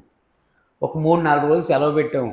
మన అత్తగారు చనిపోతే సెలవు పెడతాము. మా వాంటర్ గారు అన్నాడు, నువ్వు పని బాగా చేస్తున్నామని ATM కార్డు ఇస్తే నా కార్డులో 50,000 లాగేశావు, నీ భార్య క్యాషియర్గా నువ్వు మాస్టర్గా అర్జెంటుగా అప్పు తీర్చమన్నాడు. ఆ దుఃఖంలోనే డ్యూటీలోకి వచ్చేసాను. 1 సంవత్సరం గడిచింది. 5,000 అమ్ముతున్న వాటిలో 30,000 అమ్ముతుంది. సపడపడుతూ దేవుడు నామని. మన దేవుడి పిల్లలు ఎక్కడుంటే అక్కడ ఆశీర్వాదం ఉండాలండి. అది మనం చూడగలగాలి, అన్నీ చెప్పాలి. మీరు వచ్చిన తర్వాత మేము దీవించబడ్డామనే మాట. నన్ను శ్రీనివాసపురంలో చెప్తారు, ఈ పాస్టర్ గారు రాకుండా మోకాళ్ళ లోతు నీరుండి మొత్తం సిమెంట్ రోడ్లు వేసేది, వీళ్ళ బ్రతుకులు మరి నేను కొంతమంది సాక్షి చెప్తే నాకు ఆశ్చర్యం ఉంటుంది. స్తుతియు మహిమ ఘనత యేసేకే కలిగిన కాక స్తోత్రం చెప్దాము. సరే సంవత్సరం అయిపోయింది. డెంగ్యూ ఫీవర్ వచ్చి ప్లేట్లెట్స్ పడిపోయింది. 1 వారం రోజులు మళ్ళీ హాస్పిటల్లో పెట్టారు. మా వాంటర్ గారు నా ఫ్రెండ్ని పంపించి లక్ష్మణరావు డబ్బులు ఇచ్చేసి వెళ్ళిపోమని అని చెప్పాడు. మనిషికి బాగోకపోతే అటు మనిషి ఇచ్చిన డబ్బులు అడిగేస్తున్నాడు ఆయన. ఆ రాత్రి ఏడిసాను, ప్రభా డబ్బుకి విలువ ఉంది కానీ మనిషికి విలువ లేదని ప్రార్థన చేస్తుంటే దేవుడు ఆయన ఏం గుర్చేసాడంటే, గోదావరి నదిలో నేను కొట్టుకుపోతున్నట్టు నేను ఒక్కడనే ఉన్నా, ఆయన బిగ్గరగా కేకలేస్తే టక్కని నీటి మీద నిలబెట్టి అనేక మందిని చూపించి అందరూ అలాగే వెళ్ళిపోతున్నారు, నా గురించి ప్రకటించని చెప్పాడు. నాకు అర్థమైంది, సేవ పిలుపు గుర్తు చేశాడు. మా వాండ గారు డిసైడ్ అయిన తర్వాత తెలియదు సార్ నేను సేవ పిలుపు సార్ వెళ్ళిపోతానంటే, నువ్వు సేవ చేసుకుంటే నాకెందుకు, ఏం చేసుకుంటే నాకెందుకు, నా 50,000 ఇచ్చి 50,000 ఇవ్వలేక మళ్ళీ డ్యూటీలో జాయిన్ అయ్యింది. 2 సంవత్సరాలు అయింది. రోజుకి 50,000 వస్తుంది కౌంటరు. 5,000 అమ్మే వాటిలో ఇప్పుడు ఏ స్థాయి వచ్చేసింది. ద్వారకానగర్ బస్ స్టేషన్లో కైలాసగిరి బస్సు అని వెళ్తుంది, మా క్యాంటీన్ ముందే పెట్టేవాళ్ళు. అది బజ్జీ ఎంత బాగుంటుంది, బజ్జీ ఏమని చెప్పకుండా వెళ్ళేటప్పుడు బజ్జీ అలాగే వెళ్ళండి. బజ్జీ వేస్తుంటే ఇలా ఇలా ఇలా బాల్స్లాగా ఉంటాయి, ఓపెన్ చేస్తే ఫుల్ వైట్ ఉంటుంది, చాలా బాగా ఉంటుంది. నేను అన్నాను నా భార్యతో, ఈ ఓనర్ గారు నా వల్ల ఎంత గొప్పడయ్యాడు అన్నాను. నువ్వు మరీ అంత విర్రవెక్కువ బజ్జీ వేస్తాను పని చేయకుండా పోతావు అంది. ఆడవాళ్ళు గాలి తీసి పడేస్తారు కదా మొగుడిని, అయ్యో మాకు గాలి తీయాలన్నా మీరే, మాకు గాలి కొట్టాలన్నా మీరే. ఎంత ఈజీగా ఉంది, మరీ అంత విర్రవెక్కువ బజ్జీ వేస్తానికి. ఈ నోట్సాలు ఏంటో తెలీదు, 15 రోజుల్లో టీబీ వచ్చేసింది. టీబీ తెలిసాక క్షయ వ్యాధి, విపరీతమైన దగ్గు వచ్చేస్తుంది, బ్లడ్ పడుతుంది. పెద్ద వాల్టేరులో మెంటల్ హాస్పిటల్, టీబీ హాస్పిటల్ ఎదురు. ఇంకా 5 నిమిషాల్లో ముగించేస్తాను నేను, టైం అయిపోయింది, అయ్యగారు చెప్పిన టైం దగ్గరలో ఉంది. మెంటల్ హాస్పిటల్ ఏమో ఈ పక్కన ఉంటే, టీబీ హాస్పిటల్ ఈ పక్కన ఉంటుంది. ఎన్ని పోస్టుల వాటర్ తీసి టెస్ట్ చేస్తే టీబీ వచ్చింది, పొయ్యి దగ్గరికి వెళ్తే చచ్చిపోతావు అన్నారు. నా టాలెంట్ నేను ఎక్కడ ఉపయోగిస్తాను, పొయ్యి దగ్గర. ఇప్పుడు పొయ్యి దగ్గరికి వెళ్తే చచ్చిపోతాను, చచ్చిపోయేవాడు ఇంకేం ఉపయోగిస్తాడు. నువ్వు టాలెంట్ని బట్టి నేను ఎప్పుడు 20 సామెతల గ్రంథం 16 అధ్యాయం 5 వచనం నేను చాలాసార్లు చెప్తాను. 16:5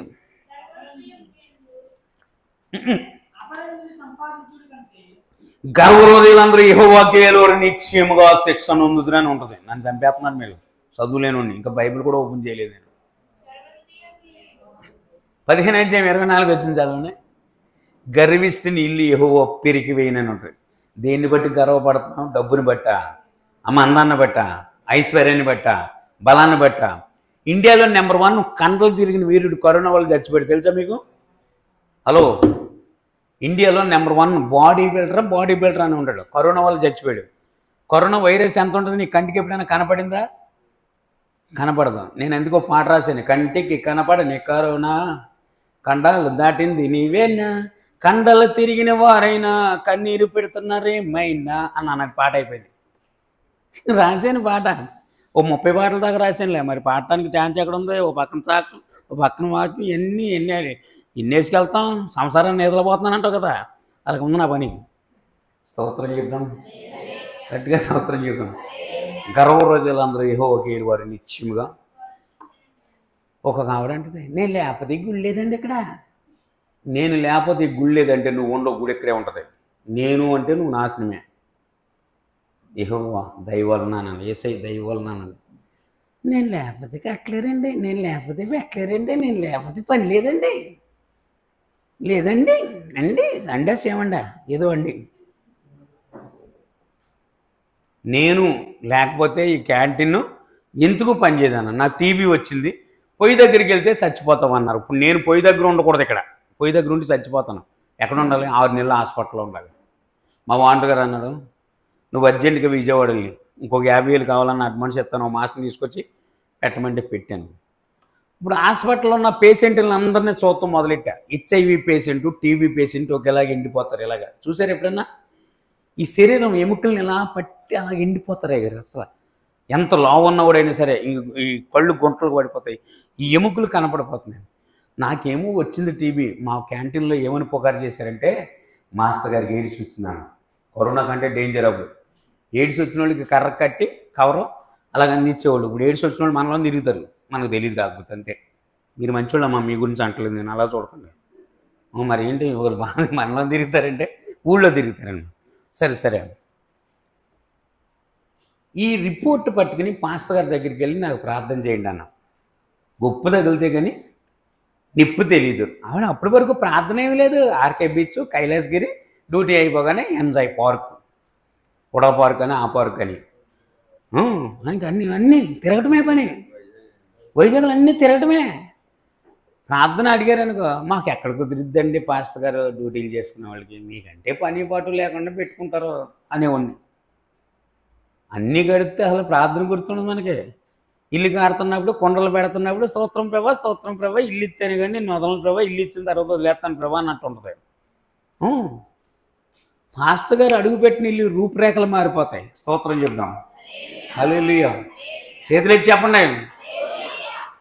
హాస్పిటల్లో రిపోర్ట్ పట్టుకుని పాస్టర్ గారి దగ్గరికి వస్తే ఆయన అన్నాడు, దేవుడు నాకు దర్శనాలు నేను చెప్పాను, దేవుడు పిలుపు ఉందన్నారు కదా బ్రదర్, మీరు ఒక ప్రార్థన చేయండి, ప్రభువు నన్ను బాగు చేయి, నీ సేవ చేస్తానని ప్రార్థన చేయమన్నారు. నా భార్య డ్యూటీకి వెళ్ళిపోయేది, మా అబ్బాయి రామ్నాథ్ స్కూల్కి వెళ్ళిపోయింది. నా 10 years బేబీ నాకు సపోర్ట్గా అన్నం గట్ట వండి పెడతాం, టిఫిన్ పెడతాం. వాళ్ళు పొద్దున్నే డ్యూటీకి వెళ్ళిపోవాలి. నా కొరకు మోకాలు వేసి ప్రార్థన చేసేది, ప్రభువా మా డాడీకి ఏమవ్వకుండా చేతండి. నాకు చెప్పేది, డాడీ మన యేసు ప్రభు ఎండిన ఎముకల్ని సైన్యంగా మార్చాడు, సమాధిలో ఉన్న లాజర్ని లేపాడు, అద్భుతం చేస్తాడు, ధైర్యంగా ఉండు ప్రభు డాడీ అని చెప్పింది. నేను 3 నెలలు ఒకే ప్రార్థన చేశాను. అయ్యగారు ఏం చెప్పారంటే, ప్రభువా నన్ను బాగు చేయి, నీ సేవ చేస్తానని. కన్నీటితో ప్రభువా నన్ను బాగు చేయి, సేవ చేస్తానని వెళ్ళాను. 3 నెలల తర్వాత హాస్పిటల్కి వెళ్తే అన్నీ నార్మల్గా వచ్చేసింది. హల్లెలూయా. టీబీ కోర్స్ 6 నెలలు. టీబీ కోర్స్ ఎంత? 3 నెలలు తగ్గిపోయింది టీబీ. ఆ డాక్టర్ గారు ముందు ఎక్స్రే తీస్తారండి, ముందు ఎక్స్రే తీస్తారు. ఇది ఇందులో పెట్టుకుందాం. ముందు ఎక్స్రే తీస్తారు. ఎక్స్రే తీస్తే ఎముకలన్నీ కరెక్ట్గా కనబడితే ఈ ఎముకల్ని ఈ కఫం పట్టి ఉండదు. ఎక్స్రే ఇంకా చూస్తాం. ఇది ఎలా జరిగిందంటే, యేసు ప్రభువు నన్ను స్వస్థపరిచాడు ఆయన. స్తోత్రం చెప్పడమా.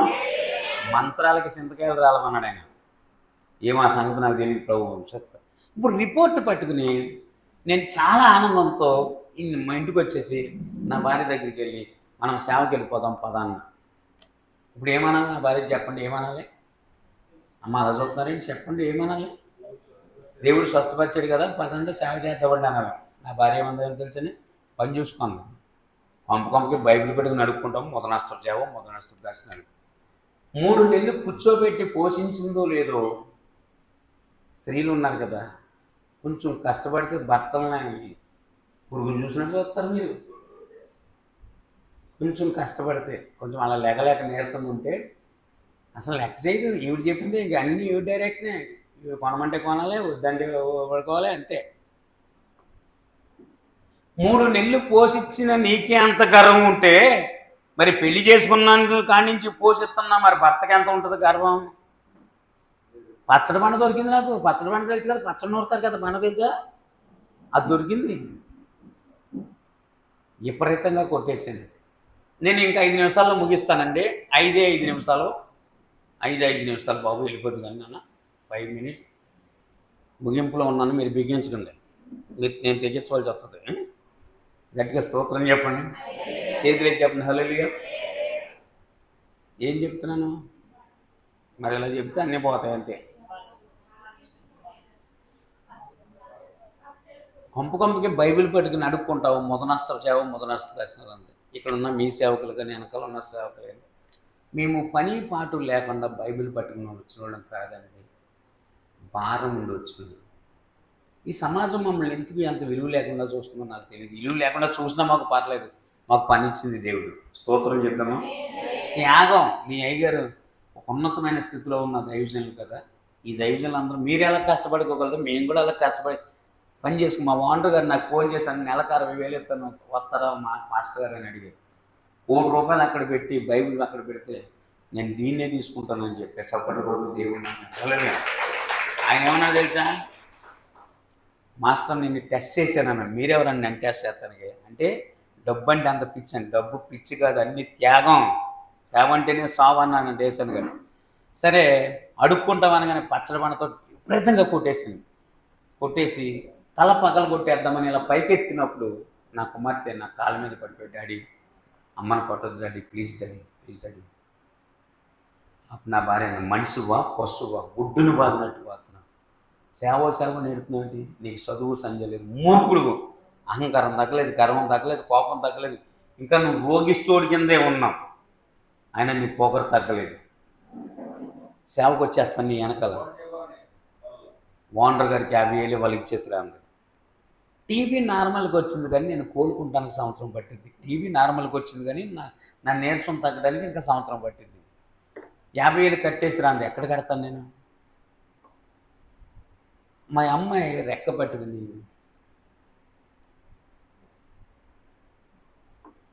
రేపు పిల్ల పెళ్ళి ఎలా చేస్తున్నాను సేవకి వెళ్తే. బైబిల్లో మత్తయి సువార్త 10:30 ఒక మాట ఉంటుంది, నాకంటే తల్లి నేను తండ్రి నక్షలేని ప్రేమించేవాడు నాకు పాత్రుడు. దేవుడి కంటే నువ్వు భూమి మీద ఏది ఎక్కువ ప్రేమించినాడు నీకు ఖచ్చితంగా దక్కదు. నా అనుభవాన్ని బట్టి చెప్తున్నాను. నువ్వు దేవుని ప్రేమిస్తే అన్నీ దక్కకు వచ్చేస్తాయి. హల్లెలూయా.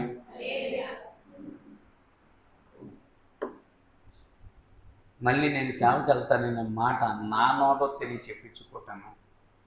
బైబిల్ చించేసాను, కాలుతో తొక్కేసాను, దుర్మార్గుడు, నువ్వు స్థిరత్వం నేను మూర్ఖుడున్నాను. ఈ మాట అన్న తర్వాత ఒక 15 రోజులకి మా అమ్మాయికి విపరీతమైన జ్వరం వచ్చేసింది, కంట్రోల్ అవ్వట్లేదు. సీతమ్మపేట, మేము ఉండేది ఆసిల్మెంట, సీతమ్మపేటలో అమ్మ టాకీస్ అని ఉంటుంది, దాని ఎదురుగుండా ప్రేమ హాస్పిటల్ అని ఉంటుంది. 200 ఫీజు, 200 కూడా లేవు. ఎందుకంటే నేను 3 నెలలు బట్టి పనికి వెళ్తాను. నా భార్య తెచ్చిన జీతం ఈ రోజు కాదు. టౌన్లో చాలా బ్రతకడం చాలా కష్టమండి. మా ఓనర్ గారికి ఫోన్ చేసి చెప్దామంటే ఫోన్లో బ్యాలెన్స్ లేదు. 3 నెలలు బట్టి పని లేక మాస్టర్ గారికి చెప్పుకుందామన్న అవకాశం లేదు. 108కి ఫోన్ చేస్తే ఫ్రీ కాలేజ్ వచ్చింది. ఏంటన్నారా? ఇలాగన్నా మా అమ్మాయి సీరియస్ ఉంది. సరే ఎక్కడంటే డాక్టర్ చెప్పాను. 108 వచ్చింది. అది ఏ హాస్పిటల్కి తీసుకెళ్ళాలి? కేజీహెచ్ హాస్పిటల్కి తీసుకెళ్ళాను. తీసుకెళ్ళిన తర్వాత ఇలాంటి పెట్టిన పడుకోబెట్టి ఒకే ఒక ఇంజక్షన్ చేశారు. ఎమ్మెల్యే కాలు చిరిగిపడిపోయి 3 టంకులు వచ్చేసింది మా అమ్మాయికి. 2008 మే నెల 2వ తారీఖు హాస్పిటల్లో జాయిన్ చేశాం. 6వ తారీఖు వరకు రోగం ఏంటో డాక్టర్లు కూడా అర్థం కాదు. మా ఓనర్ గారు అక్కడ ఉన్న మోసెస్ పాస్టర్ వచ్చి డాక్టర్ గారి దగ్గరికి వెళ్ళి మేము పేషెంట్ని బయట తీసుకెళ్ళి వైద్యం చేయించుకుంటాం, ఎంత సీరియస్గా ఉందో మేము పంపించమన్నారు. వాళ్ళు అన్నారు ఎంఆర్ఐ స్కానింగ్ రాస్తాం, బయట ఛాన్స్ ఉందని. చేయించిన తర్వాత అమ్మాయికి మెదడు వాపు వచ్చిందని చెప్పారు. తర్వాత కాల్ చేసి తీసుకుని కష్టం చెప్పుకోవడానికి కూడా అక్కడ ఎవరు లేరు. ఏదో 5 ఇండస్ట్రియల్ కోర్స్ రాశారు, ఒక ఇండక్షన్ చేశారు. నేను విజయవాడలో శాంతరత్నం అమ్మగారు రాష్ట్రం గారికి ఫోన్ చేసామా, మా అమ్మాయి గురించి కొంచెం ప్రార్థన చేయండి, సీరియస్గా ఉందంటే ఆమె నిరీక్షణ నేనే మీకు ఫోన్ చేద్దాం అనుకున్నాను. దేవుడు మీ అమ్మాయిని మొత్తపోతున్నాడు, అర్జెంటుగా మీ అమ్మాయిని తీసుకుని కొవ్వూరు సేవ పిలుపున్న అక్కడికి వచ్చేది నాన్న అంటే తెగ తిట్టేసింది. మీరు మనిషిలా పశువులు, మీ సేవకులందరూ ఇలాగే మాట్లాడు, పాస్టర్ గారిని ఇద్దరిని తిట్టే. వాళ్ళు అన్నారు నాన్న నువ్వు ఎన్ని తిట్టినా పర్లేదు, నీకు దండం పెడతాను, మీ అమ్మాయిని తీసుకుని వచ్చేదాన్న. దేవుని సేవకుల్లో ఉండి ఒక్కోసారి మాట్లాడుతుంటే మాటను మనం లక్ష్య పెట్టం.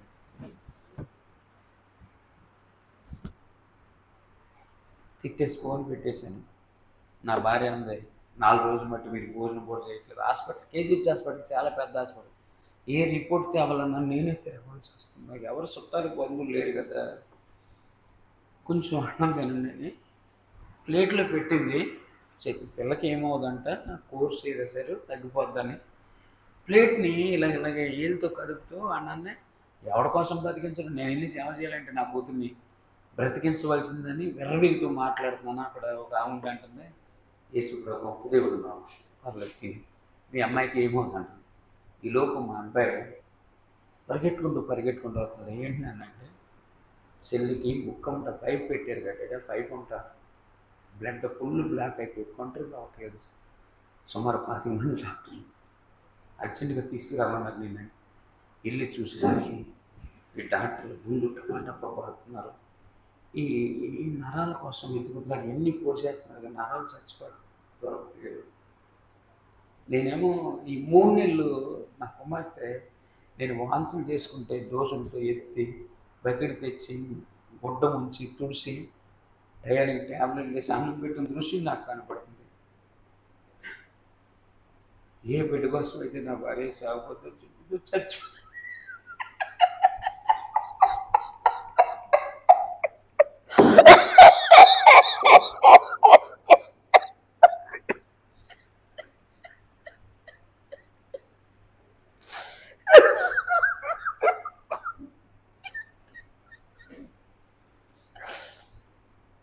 ఏ బిడ్డ కోసమైతే నా భార్య సాగుకొద్దని చెప్పిందో అక్కడే కళ్ళ ముందే చనిపోయింది.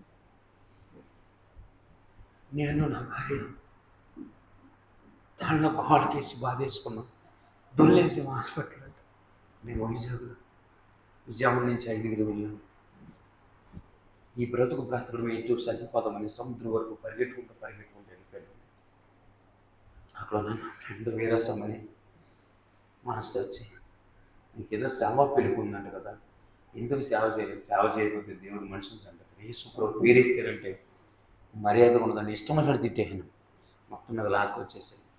ఆ సమాధి కార్యక్రమం కూడా అక్కడ మూసేసుకొచ్చి టౌన్లో ఉంది కదా, 5-6 వరకు ఎవరి మట్టుకాల సంఘస్థులందరూ వెళ్ళిపోయారు. నేను నా భార్య మా అబ్బాయి ముగ్గురు ఆత్మహత్య చేసుకుని చనిపోదాం అనుకున్నాను. నిర్ణయం తీసుకున్నాను, ఇక వేస్ట్ మన బ్రతుకని. అలా ఏడుస్తూ అలాగే 3 గంటల సమయంలో అలా కునుకుపడింది. ఒక స్వరం వినపడుతుంది, నీకు ఇంకా కుమారుడు ఉన్నాడన్న సంగతి మర్చిపోతున్నావు, నా సేవ చేయి. గుండె చెళ్ళుమైపోయింది ఆ మాట విని. నా భార్యతో నన్ను సేవకి వెళ్ళిపోదాం కదా, చిచి యేసుప్రభు పేరెత్తితే బాగోదాన్ని. మా అబ్బాయి కూడా సిరాకు పడిపోయాడు. 2008 మే నెల 2వ తారీఖు హాస్పిటల్లో జాయిన్ చేసాం. 6వ తారీఖు పాప మరణించి 10వ తారీఖున పాస్టర్ గారు ఆధార్ని కూడికి పెట్టారు. ఈ కూడికి అయిపోయిన తర్వాత మా వాండగారి దగ్గరికి, సార్ మేము కొవ్వూరు వెళ్ళిపోతాం సార్, మమ్మల్ని పంపించేది. ఆయన 2 చేతులు జోడించి, నాకు ఒక్క రూపాయి వద్దు, దేవుడు సేవ చేసుకున్నాడు. సపోర్ట్ కొడుకు దేవుడు నా. అప్పుడు బైబిల్ పట్టుకుని వచ్చాను కొవ్వూరు. ఆ రోజే 10వ తారీఖు అది అయిపోగానే వచ్చి 250 అద్దెలు తీసుకుని కోనపరెడ్డి ఏర్బాబు గారి ఇల్లు తీసుకుని ఇంటింటికి వెళ్ళి, పిల్ల చనిపోయి ఉన్నా ఇంటింటికి వెళ్ళి, ఏమిటి యేసుప్రభుని నమ్ముకోండి అంటే, అతిగోడు బతకలేక బైబిల్ పట్టుకోవచ్చు. బతకలేక కాదు, భారం ఉండి. హల్లెలూయా. కొంతమంది అయితే ఎంతమంది వస్తారయ్యా అని అడిగాడు. మీరు ఏం చేస్తారండి అని నేను చేపలు పడతానండి గోదావరి. మరి ఇక్కడ ఉన్న వాళ్ళందరూ ఏం చేస్తారంటే, ఇక్కడ ఉన్న వాళ్ళందరూ చేపలు పడతారు. అందరూ చేపలు పడితే అలాగంటే ఎవరికి పడి వాళ్ళకి పడతాయి అన్నాడు. నేను ఆయనకి అర్థమైన భాషలో చెప్పాను. ఎంతమంది వచ్చినా ఎవరి కోసం దేవుడు సిద్ధపరిచిన ఆత్మలు వాళ్ళ దగ్గరికి వస్తాయి. ఇక్కడికి ఇంకొక 20 చర్చలు ఉన్నా పర్లేదు, వాళ్ళు రక్షించబడతారు. మాకు కావాలి, మాకు సంఖ్య కాదు, వాళ్ళు రక్షించబడాలి. మా ప్రార్థన ఏంటంటే అందరూ రక్షించబడాలి. స్తోత్రం చెప్తామా? అందరూ ప్రభువులో ఉండాలి, వాళ్ళు ఆనందంగా ఉండాలి, నిత్యత్వంలో ఉండాలన్నదే దేవుడి సంకల్పం. అందుకే మమ్మల్ని సేవకులుగా ఎన్నుకుని ఏర్పాటు చేసుకున్నాడు. మామూలుగా మేము మాటనా కనుక ఎక్కడికక్కడ నలిపేసి చూడు, నలగకుండా గోధుమలు పిండి అవ్వవు, నలగకుండా నువ్వుల నూనె రాదు, నలగకుండా కొబ్బరి నూనె రాదు. సేవకుని నలిపినట్టు దేవుడు ఇంకెవరిని నలపడు. ఈ నలుపుల్లోనే ఒక సువాసన బయటకు వస్తుంది, సువార్త బయటకు వస్తుంది. స్తోత్రం చెప్తామా? సరే, నేను యేసుప్రభు దేవుడు అని చెప్తుంటే మా అబ్బాయి దేవుడు కాదు, నా చెల్లిని చంపేశాడని చెప్తున్నాడు వెనకాలని.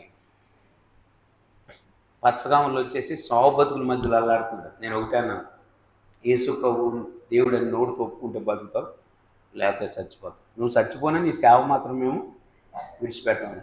ఏం చేయమంటావు డాడీ అన్నాడు. ప్రభువా నన్ను బ్రతికించు, నీ సేవ చేస్తానని చెప్పరా అన్నాడు. అలాగే ప్రార్థన చేశాడు. దేవుడు అద్భుతమైన స్వస్థ ఇచ్చాడు. తర్వాత ఇంటర్ సెకండ్ ఇయర్ అయిపోయిన తర్వాత కేరళలో కొట్టాయంలో ఐపీసీ బైబిల్ కాలేజ్లో 4 సంవత్సరాలు పాస్ ట్రైనింగ్ అయ్యాడు.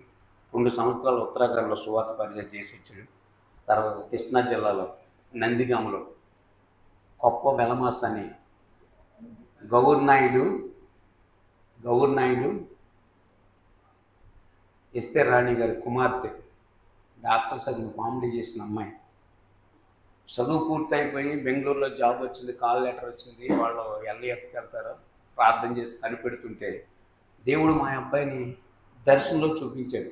నాగలు దున్నుతున్నారంట, ఒక గాడి మా అబ్బాయి మాట్లాడు. ఒక కాడే ఆ అమ్మాయి అవుతుంది. ఏంటి అని చూస్తే ఈ అబ్బాయిని పెళ్లి చేసుకోమని దేవుడు చెప్పారు. ఇక్కడ మీకు ఒక బుక్ ఇచ్చాను, ఇక్కడ చిన్నది, ఇది సాక్ష్యం బుక్. అందులో ముగ్గురే ఉంటారు. ఇది ఈ బుక్ వాళ్ళ దగ్గరికి వెళ్ళింది. ఈ సాక్ష్యం బుక్ వాళ్ళ నాన్నగారు విజయవాడలో ఏదో మీటింగ్ అయితే అక్కడికి వస్తే నేను ఈ బుక్లు అక్కడ పంచిపెట్టాను. ఈ బుక్ ముగ్గురే ఉండేవాళ్ళు, ఇలాగ ముగ్గురు పంచిపెడితే వాళ్ళ నాన్నగారు తీసుకెళ్ళి వాళ్ళ టేబుల్ మీద పెట్టాడు. ఆ రాత్రి ఇవిడికి కల వచ్చింది.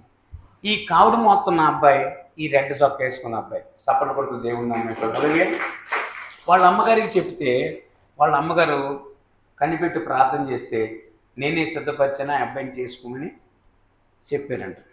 చెప్తే ఒక పాస్టర్ గారి ద్వారా నాకు ఫోన్ చేసి, ఏమండి మీ అబ్బాయిని పెళ్లి చేసుకోమని దేవుడు మాకు చెప్తున్నాడంటే నేను అన్నాను, మీకు కాదు చెప్పడం, నాకు చెప్పాలన్నా. ఏది చెప్పినా దేవుడు ఇద్దరికి చెప్తాడు.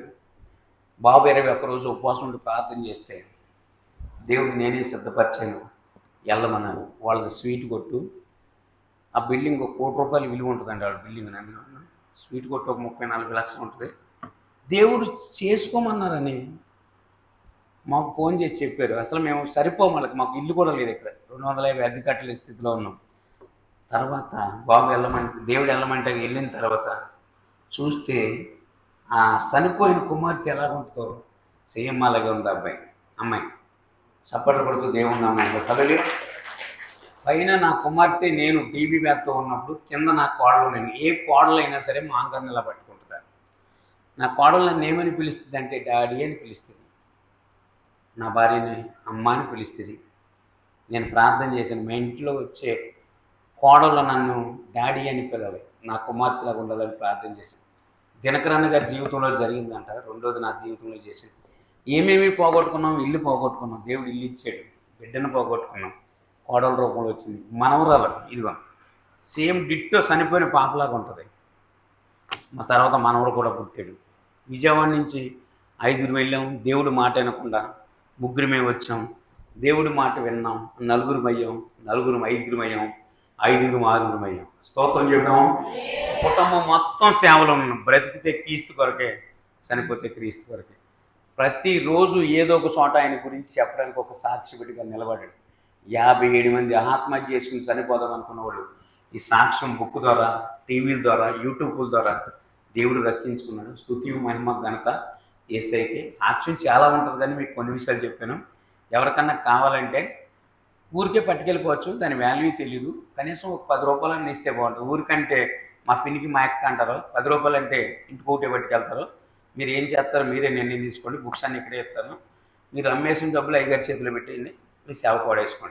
Okay, thank you. చిన్న ప్రార్థన చేస్తాను.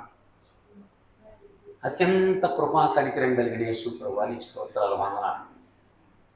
మేమేమై ఉన్నాము, కేవలం నీ కృపై ఉన్నాం. యోగ్యత అర్హత లేని నన్ను ఈరోజు ఒక సేవకుడిగా నిలబెట్టాం. నన్ను కానీ, అబ్రహ్మయ్య గారిని కానీ, ఇక్కడ ఉన్న ఆత్మారావు గారు కానీ, మరో దైవజనుడు కానీ మమ్మల్ని సేవకులుగా నిలబెట్టాం.